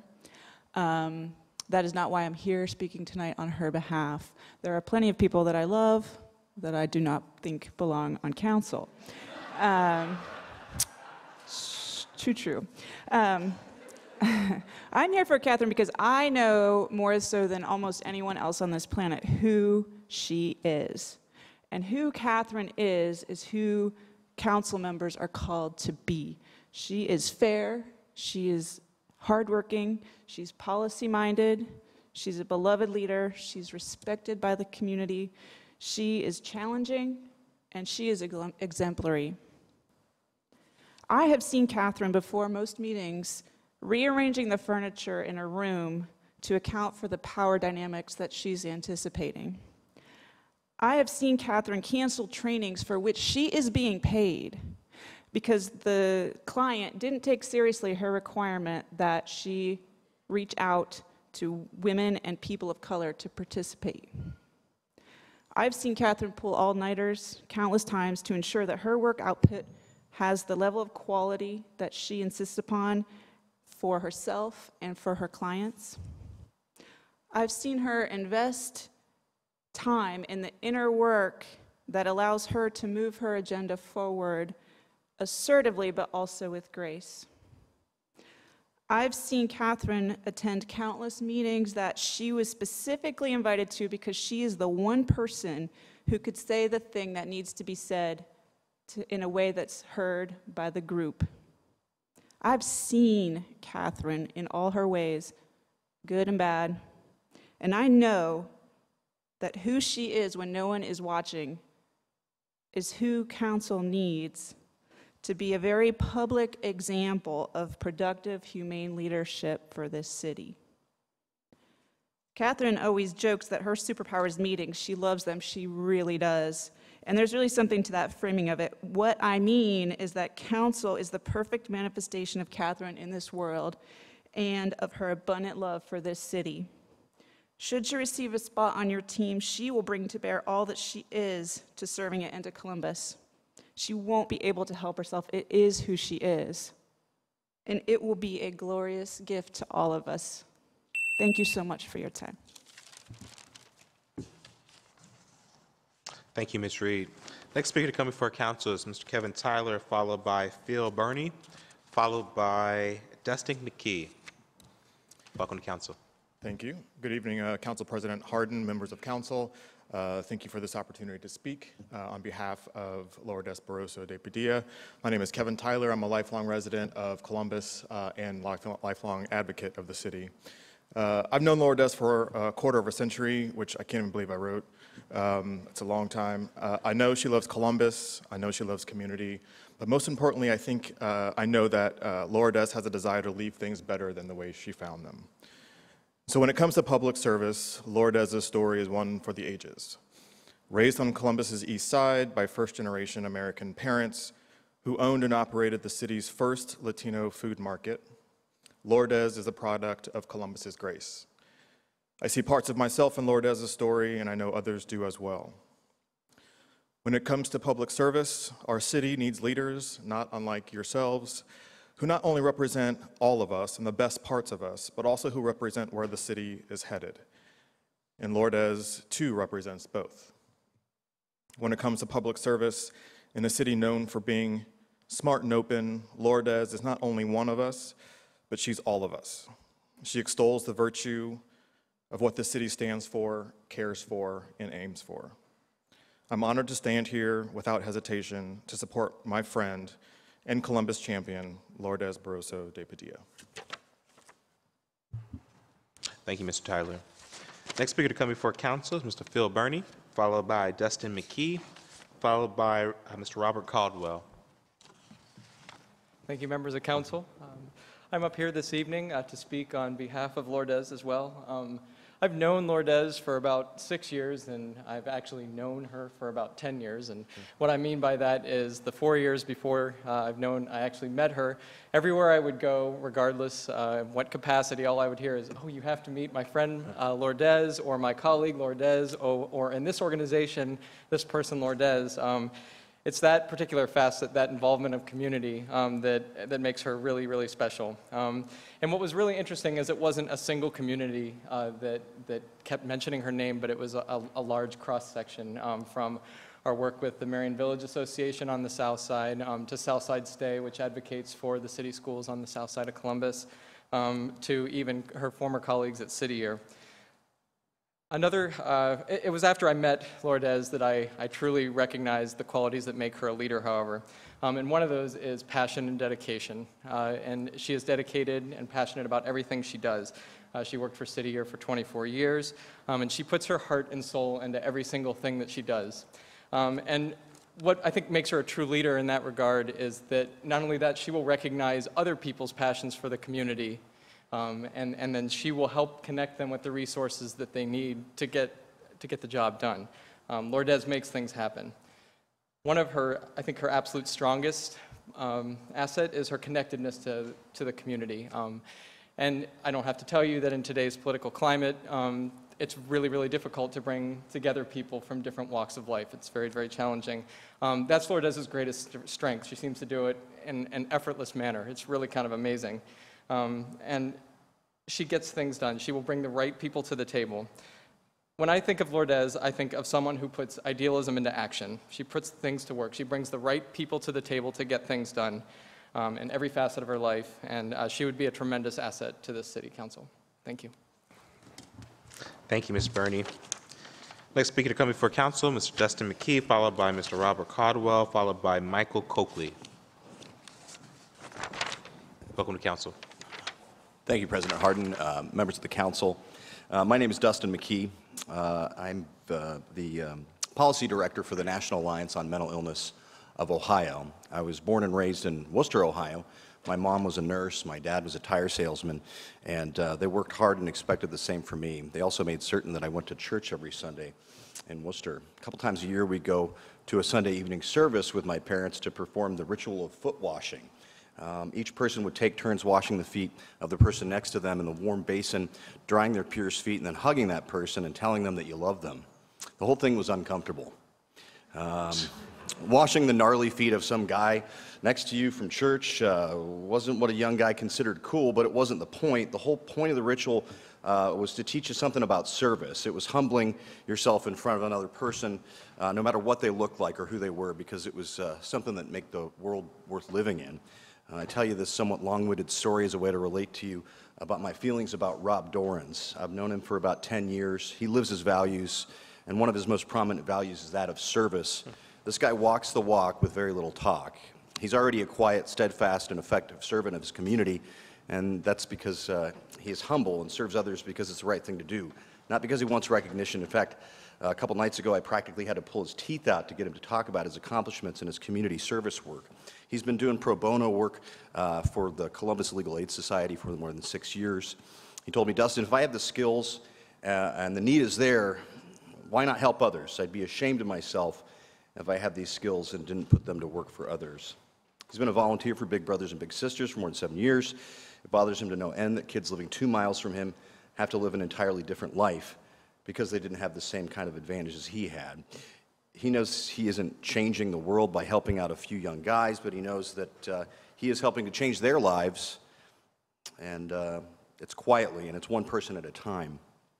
Columbus is facing so many challenges like affordable housing, the drug epidemic, the mental health crisis, transportation accessibility, infant mortality, many other things. We need this kind of humble, persistent servant leadership that Rob can provide. He's intentionally endeavored to live a life of public service. This service has given him the opportunity to sit across the people that he's going to be working with and understand real problems and understand the immense human impact that public policy can have on their lives. In my personal and professional opinion, there's no better suited person to serve on Columbus City Council than Rob Dorans. He embodies what our city needs. Again, humble servant leadership. Somebody understands the problems of typical community members, and he dedicated his life to this purpose. So I urge you all to appoint Rob Dorans to the Columbus City Council. Thanks so much. Thank you so much for that testimony. Next speaker to come before council is Mr. Robert Caldwell, followed by Mr. Mike Coakley, followed by Mr. Bob Leidy. Welcome back to council. Good evening, President Hardin and council members. I appreciate the opportunity to be here. My name is Robert Caldwell, and I am the executive director of AnswerPoverty.org. I am here in support of Catherine Girves, whom I've known for nearly 20 years, and she's not just a friend, she's become a part of my family. To do so, I want to invoke two iconic television shows. The first is The Wonder Twins. The second is the TV show Parks and Recreation. Now, Catherine and I met when we were both seated on the University Area Commission. And we began when I reflect on it now, we began a disruptive work to try to make sure that the voices that had been excluded got included somehow in the process, and that opportunities that were going to be inevitable by that South Campus Gateway development would be made available to the families that lived in Wyland Park. And if you know anything about the Wonder Twins, we dubbed ourselves the Wonder Twins while we were sitting on the commission. And the Wonder Twins had this power to work together, and they would say, you know, Wonder Twins power, activate, and they would become whatever it was they needed to be in order to face the challenge that was in front of them. Well, Catherine and I began to kind of jokingly do that, and our Wonder Twins powers became the University Area Enrichment Association. It became the Wyland Park Civic Association. It became the City of Columbus's Neighborhood Development Plan for Wyland Park. And our powers worked together to become the Wyland Park Area Resource Network, which later became the Collaborative, the Wyland Park Collaborative. Now, I think about this other TV show, Parks and Recreation. I was talking to her son, Alex, years ago, and he said, you know, there's a TV show that is about my mom. And I looked at that show, and he was talking about the character Leslie Knope. Well, if you remember that show, she did a whole lot of zany and crazy things, but the thing that stood out was that she loved her city of Pawnee, and she was willing to spend her life to serve that city. And when I watched that show, that's what I saw. I saw that's Catherine Girves. She goes to meetings, like Meredith said, and she loves doing that stuff, but she spends her life to serve the city of Columbus. Most of what I know about community engagement and working with city and state government, I learned from Catherine. And to a very large degree, whatever good I've done in this city and whatever good I continue to do is in large part because of Catherine. And I believe that she would be a valued colleague and an asset to you all as you work to make the city of Columbus a better place for all of us. So, thank you. Thank you, Mr. Caldwell. Next speaker to come before council is Mr. Michael Coakley, followed by Mr. Bob Leidy, followed by Ms. Letha Pugh. Hello, my name is Michael Coakley. I am here as a resident of Columbus. Members of council, I would hope that you get to know Catherine Girves as well as I do. There are many things that I appreciate about her. Her leadership skills, amazing work ethic, holding herself accountable, her enduring energy, and sense of pride in the community. During a low point in my life, I sought to do community service and to become a positive influence and begin the rebuilding process. I was rejected by many, and I'm sure they had justifiable reasons to do so. Then along came ComFest. I was sure they would accept me as a volunteer, and I was correct. There I met Catherine Girves for the first time. We had conversations about why I was there to volunteer and what I'd hoped to achieve.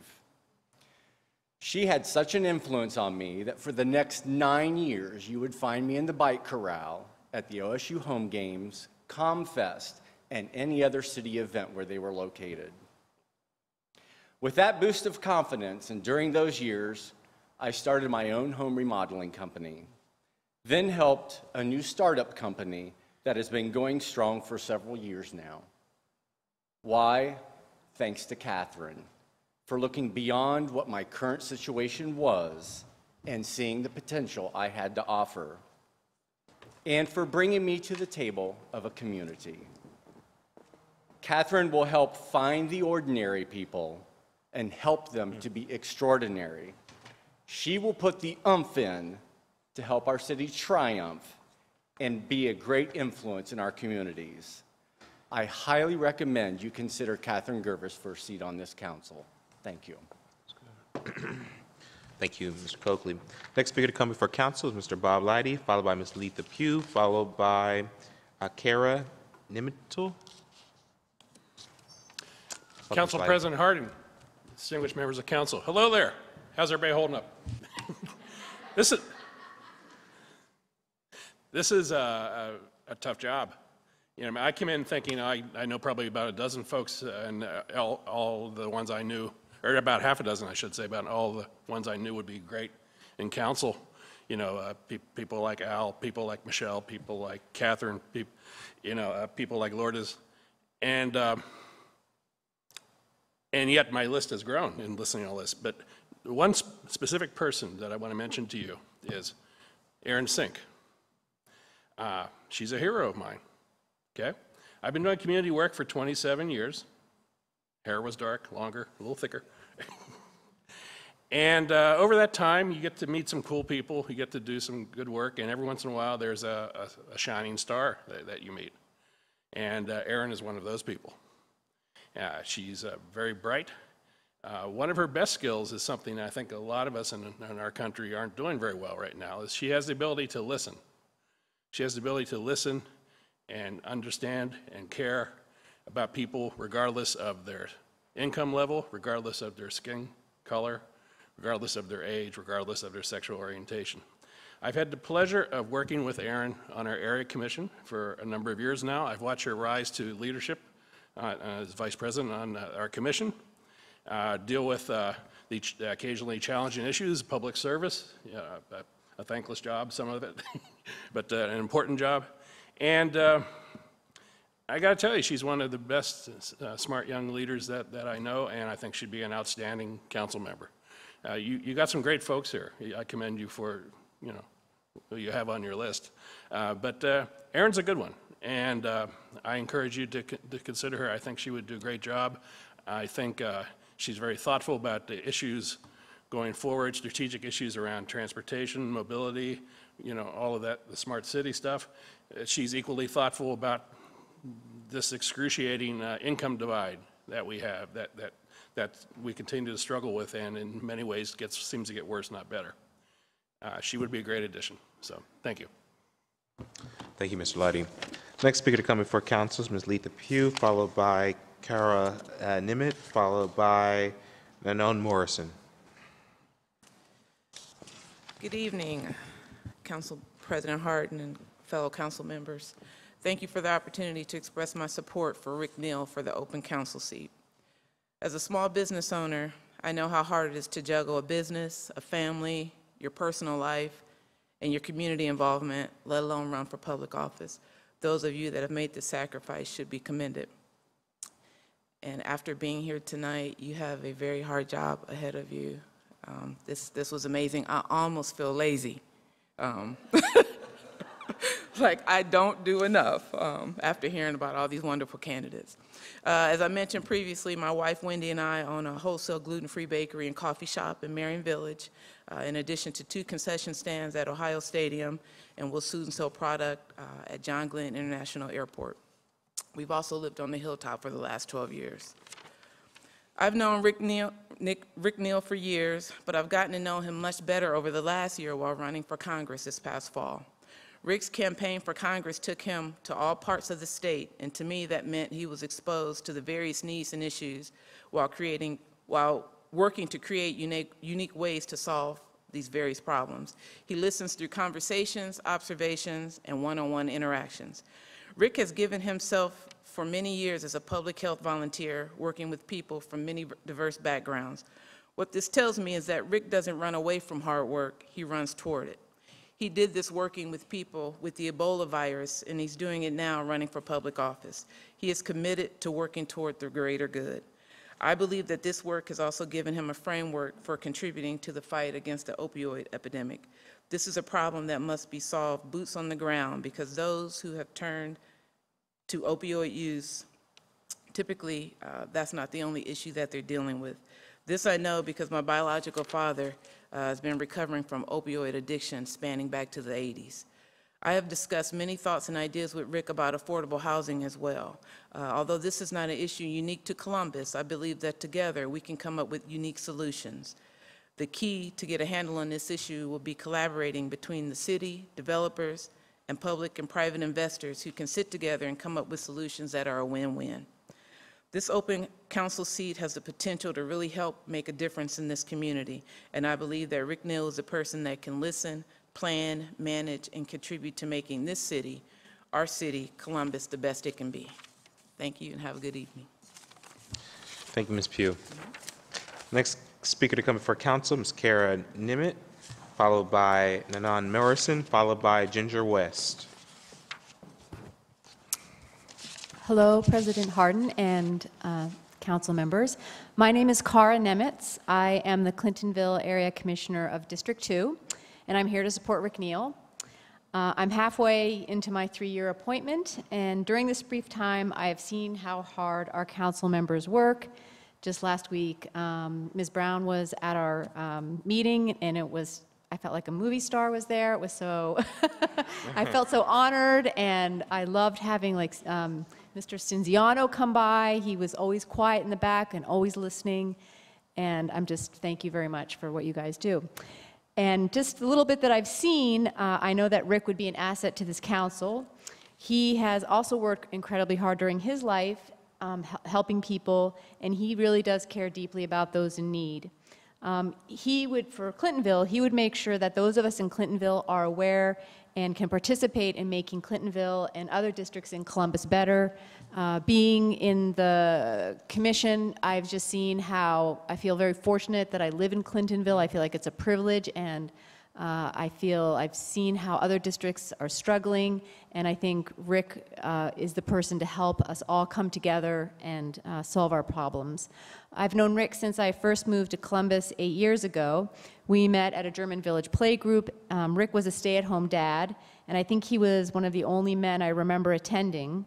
I was new to Columbus and so happy to meet a kindred spirit. Why was Rick an easy person for me to begin a friendship with, and how does this translate into my impassioned belief that he is the best candidate for this open seat?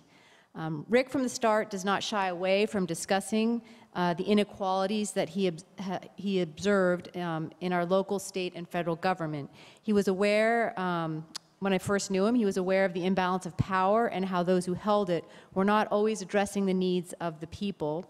This was a long time ago when I first met Rick, and I don't remember all that we discussed. However, I was impressed with how closely he followed the topics of the day, and he was able to clearly articulate what he felt was wrong and offer up his opinion of what could be done better. His inner radar was attuned, and he was paying attention. I really admire that about Rick. He really is paying attention. He became a beacon of sorts for me, someone I could go to and easily discuss my questions and concerns with. Another thing that I think is important about being a council member is being accessible. And because of his knowledge and his ability to absorb the details, I left my meetings with him feeling that I was less in the dark about what was happening in Columbus and beyond. I believe Rick can also serve as a beacon for the citizens of our great city of Columbus. I believe the people he would serve in Columbus would find a sympathetic ear for the trials and tribulations of their daily lives. Life is hard, and I believe that Rick is aware of those of us who are struggling. While running for Congress, he hammered away at the issues of income inequality, job creation, and affordable prescriptions. Rick's heart is in the right place. His excellent resume illustrates this, and I believe that Rick would be a wonderful asset to your council. Thank you. Thank you so much, Commissioner. Thank you for your service on the commission. Next speaker coming for council is Nanon Morrison, followed by Ms. Ginger West, followed by Rochelle Pate. Welcome to council. Thank you. Good evening, President Hardin and members of council. My name is Nanon Morrison, and I am the Vice President of Development and Marketing at Maryhaven. I come to you tonight as a private citizen. My address is 2213 Holiday Valley Drive, Grove City. And I am honored and privileged to be here to speak on behalf of Michelle Brown. She is an incredible woman, a woman of passion, of integrity. She is a caring woman. And I had the honor of meeting Michelle back about 6.5 years ago at Amethyst. And at that time, she was the director of operations of her organization. And it was incredible how she worked with our clients at that time, because it wasn't just working with the clients and figuring out how to do cooking matters or growing matters, but it really was figuring out how to help through the Local Matters program, how to help people that are addicted to drugs and alcohol recover. And that's who she is. She's someone who is innovative in her thinkings. She doesn't just think about, this is the way it's always been. And that is why, since she has gone on to take over as executive director, now Local Matters is not just a little organization, it's something that is known all around the community. It is all schools, it's in different shopping, marts. It's all over the place, but it's making the difference in people's health, individual health, as well as in the community health. The other thing is that Michelle is wholehearted. I have seen her give tirelessly of her time. She is a servant leader. She is not only give of her time, if you have her on your team, I've seen her give of her resources, of her time, of her family, everything. But she also, like with Growing Matters, she's going to get in there in gardening. She's going to get her hands dirty. She's going to plant those seeds. She's going to water. She's going to spread some manure. She's going to go and pull up some weeds that need to get pulled up, because that needs to happen to be able to reap a harvest. You have to be willing to get your hands dirty to make a difference. And I know that she is a woman that will make a difference if you put her on this council. And I have nothing but respect for her. And I thank you so much for taking the time to listen. Thank you. Thank you so much for your testimony. Next speaker coming for council is Ms. Ginger West, followed by Ms. Rochelle Pate, followed by Allison Wilford. Thank you, President Hardin and members of council. It's an honor and a privilege to be here. Not only am I the oldest person in this room, but I am certain that I am the oldest resident in longevity. I am 5th generation born in Columbus, Ohio on my mother's father's side, and 4th generation on my mother's mother's side. My 8th great-grandchild, who was born on the 15th of January, is 8th generation born in Columbus, Ohio. I have been involved politically since I was in 4th grade. My father, the late Honorable Judge Patrick West, emigrated from Cleveland at age 17 to come to Columbus to Ohio State University, and we used to thank him for not making us live in Cleveland. We're very proud of Columbus, and I have seen many, many changes in my lifetime here. I have lived in my house that I built on Tamarack Boulevard for 54 years this year. So I am very proud to be here to speak on behalf of my beloved friend, Ramona Reyes. Ramona couldn't be here this evening because she is involved in an opportunity to be awarded a big grant through her work at the Our Lady of Guadalupe Center on the far west side of Columbus. The minute I met Ramona, which was at Mozart's Bakery, about 5 years ago, we just instantly bonded. And I saw a leadership in her that I knew was going to take her places. It was after that that she was named to lead the Guadalupe Center. She served on the Columbus School Board, and she has a passion for the people of Columbus, a city that she has adopted since she moved here from Texas. She is a listening, caring person, and I don't envy you your job tonight. I do not envy you because it's a difficult but a very important choice. I do think that Ramona will bring an aspect to City Council that we all need because of her diverse background. So I thank you so much again for the opportunity to speak in front of the council chambers. I have known so many of the predecessors and of course the mayors too, and I'm just happy to be here. Thank you, and God bless you all in your work that's so important for my city. Thank you so much, Wes. Thank you for that testimony and for being here this evening. The next speaker to come before council is Rochelle Pate, followed by Allison Wolford, followed by our final speaker, David Von Order. Good evening, President Hardin and council members. It is my pleasure to be here today speaking on behalf of Michelle Brown. Michelle Brown, when I think of her, I think of community. And although everyone here has spoke about community, let me tell you why I think that she's the best candidate for your appointment today. When I think of government, I don't think on a national level. I mean, I do, but I think locally. And government for me, the local government is what affects us all here in Columbus, in our city. It's local government first. So to me, it is not ironic or not a coincidence that Michelle actually runs a company called, or a nonprofit organization called Local Matters. So to me, she is exactly what this community needs, and what she stands for is local. So let me just tell you a little story. I met Michelle about 3 years ago when my mother became diabetic due to a health issue. She had a tumor on her pancreas. She had to have part of her pancreas removed, which threw her into being a diabetic, never been a diabetic before. So someone told me about Michelle's organization, about how they help you cook healthy meals. Me and my mother are, you know, our family hails from the South, but we grew up and lived here our whole lives. But we like a good pot of collard greens, neck bones, pork, and everything else. So I had to learn how to cook healthy for my mom.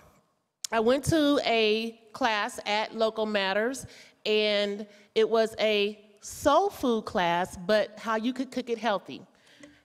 Unbeknownst to me, there was a Caucasian cooking that class. And I thought, okay, this is either going to be really good or really bad. It was excellent. Turnip greens, collard greens, kale, how you could cook it healthy. And I tell you what, I am a believer from that moment on. Michelle can run in every circle of our community, whether it's African American, Indian, Asian. She knows how to use food to bring people together. She brings businesses together. She goes into those businesses and teaches their employees how to cook healthy so that they don't miss work, so that the businesses are then more productive, which then means they bring in more money and brings more money into our city. So I just want to say that Michelle knows how to move between different venues, whether it's individuals in the city, whether it's business owners, whether it's from your most affluent down to the homeless. I've seen her talk to people that have nothing and give them a spirit of hope and inspiration like she did for me and my mother. I have a nonprofit now called the Food Soldier, and we actually help military veterans who are homeless and get them healthy food.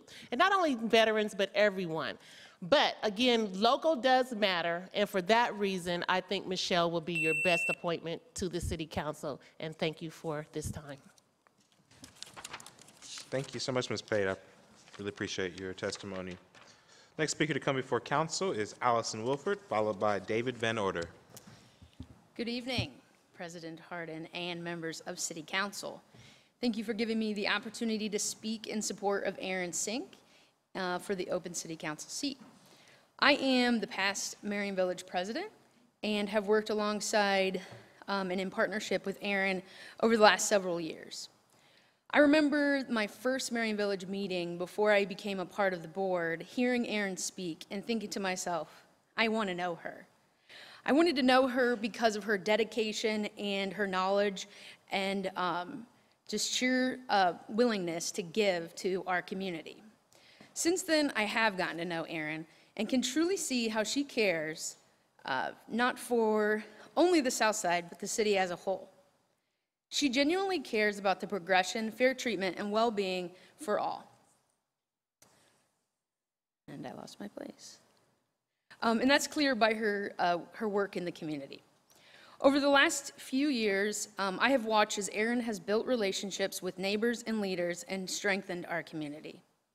Just to name a few projects that Erin has been instrumental in working on are the CODA's redesign to the Southside bus lines and their transportation redesign, working with the U.S. Postal Service to address our delivery challenges, and her tireless and impactful work with the Anti-Human Trafficking Project.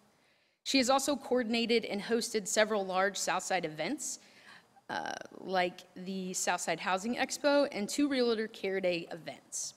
I often wonder how she does it all. Her true desire and willingness to give to the community is nothing short of amazing. Not only has she been instrumental part of these projects, but she also provides valuable communication to community members and listens to them, helping them build a consensus and identifying creative solutions for the community and that they can feel good about. Losing Erin as a commissioner on the South Side would be a loss for us for sure, but knowing that she would be serving the entire city as she has the South Side is well worth it.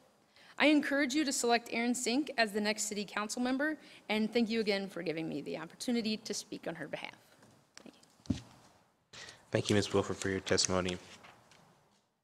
Next speaker to come before council and final speaker to come before council is Mr. David Van Order. Welcome to council. I guess you saved the best for last. Is that how this goes? There you go. Hello, my name is David Van Order, Council President Hardin, council members. Thank you for the opportunity to speak today concerning the appointment of our next Columbus City Council member. To begin, I would like to wish Auditor-elect Stinziano best wishes as he takes his new office. I'm certain he'll continue to be a tremendous public servant in this position and any others he may achieve in the future. He's always been one of the most accessible public officials as well as a great asset for our community.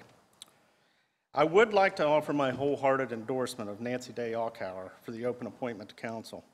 I've had the pleasure of serving with Nancy on the Westland Area Commission since 2014 and with the United West Side Coalition since late 2015. I can tell you that Nancy is a tireless community activist who is passionate about helping her fellow citizens. She is someone that is not afraid to tackle the issues confronting our society today, whether it be homelessness within our community and working with Jordan's Crossing Resource Center, or arranging community conversations to address opiate addiction. Through her hard work, we will soon be seeing much-needed senior services coming to the Hilltop. She's on the front lines calling attention to the everyday issues we face on the west side of Columbus. Through her work with the United West Side Coalition, she has bridged our community partnerships, bringing together township trustees, community leaders, neighborhood groups, and government officials to discuss and find solutions for problems facing our West Side community. I probably attend 3 to 4 meetings a month with Nancy, and I'm constantly amazed at the energy she brings to these meetings and the common sense solutions she presents. Speaking on behalf of my fellow residents on the West Side, we are indeed fortunate to have a crusader like Nancy fighting for us. And now is the time to share her passion that she has for our community with the rest of Columbus. It would be quite an honor and an accomplishment to have a West Side resident represented on Columbus City Council. It has been many years since we've had a council member that calls the West Side of Columbus home. And speaking as a lifelong resident of the area, I can think of no individual more deserving than Nancy. It is my privilege and honor to recommend to you that Nancy Day-Achauer be appointed to the open council position. Thank you very much for the opportunity. Thank you, Mr. Van Order. Well, that concludes the public speaking portion of tonight's public hearing. Just again, on behalf of my colleagues, want to say thank you to the finalists, but also thank you to those folks who have joined as part of our civic engagement by speaking on behalf of the wonderful folks who have stepped up. And I also want to echo Mr. Van Order in saying that we are filling the seat of President Pro Tem Stinziano, a great public servant who is moving on to the county and whose last official day is actually tomorrow. So we again thank him for his service. Just to remind folks, council will appoint on the finalists to President Pro Tem's seat this coming Monday, the 25th, at our regularly scheduled council meeting at 5 p.m. Thank you all for being here. That concludes tonight's hearing.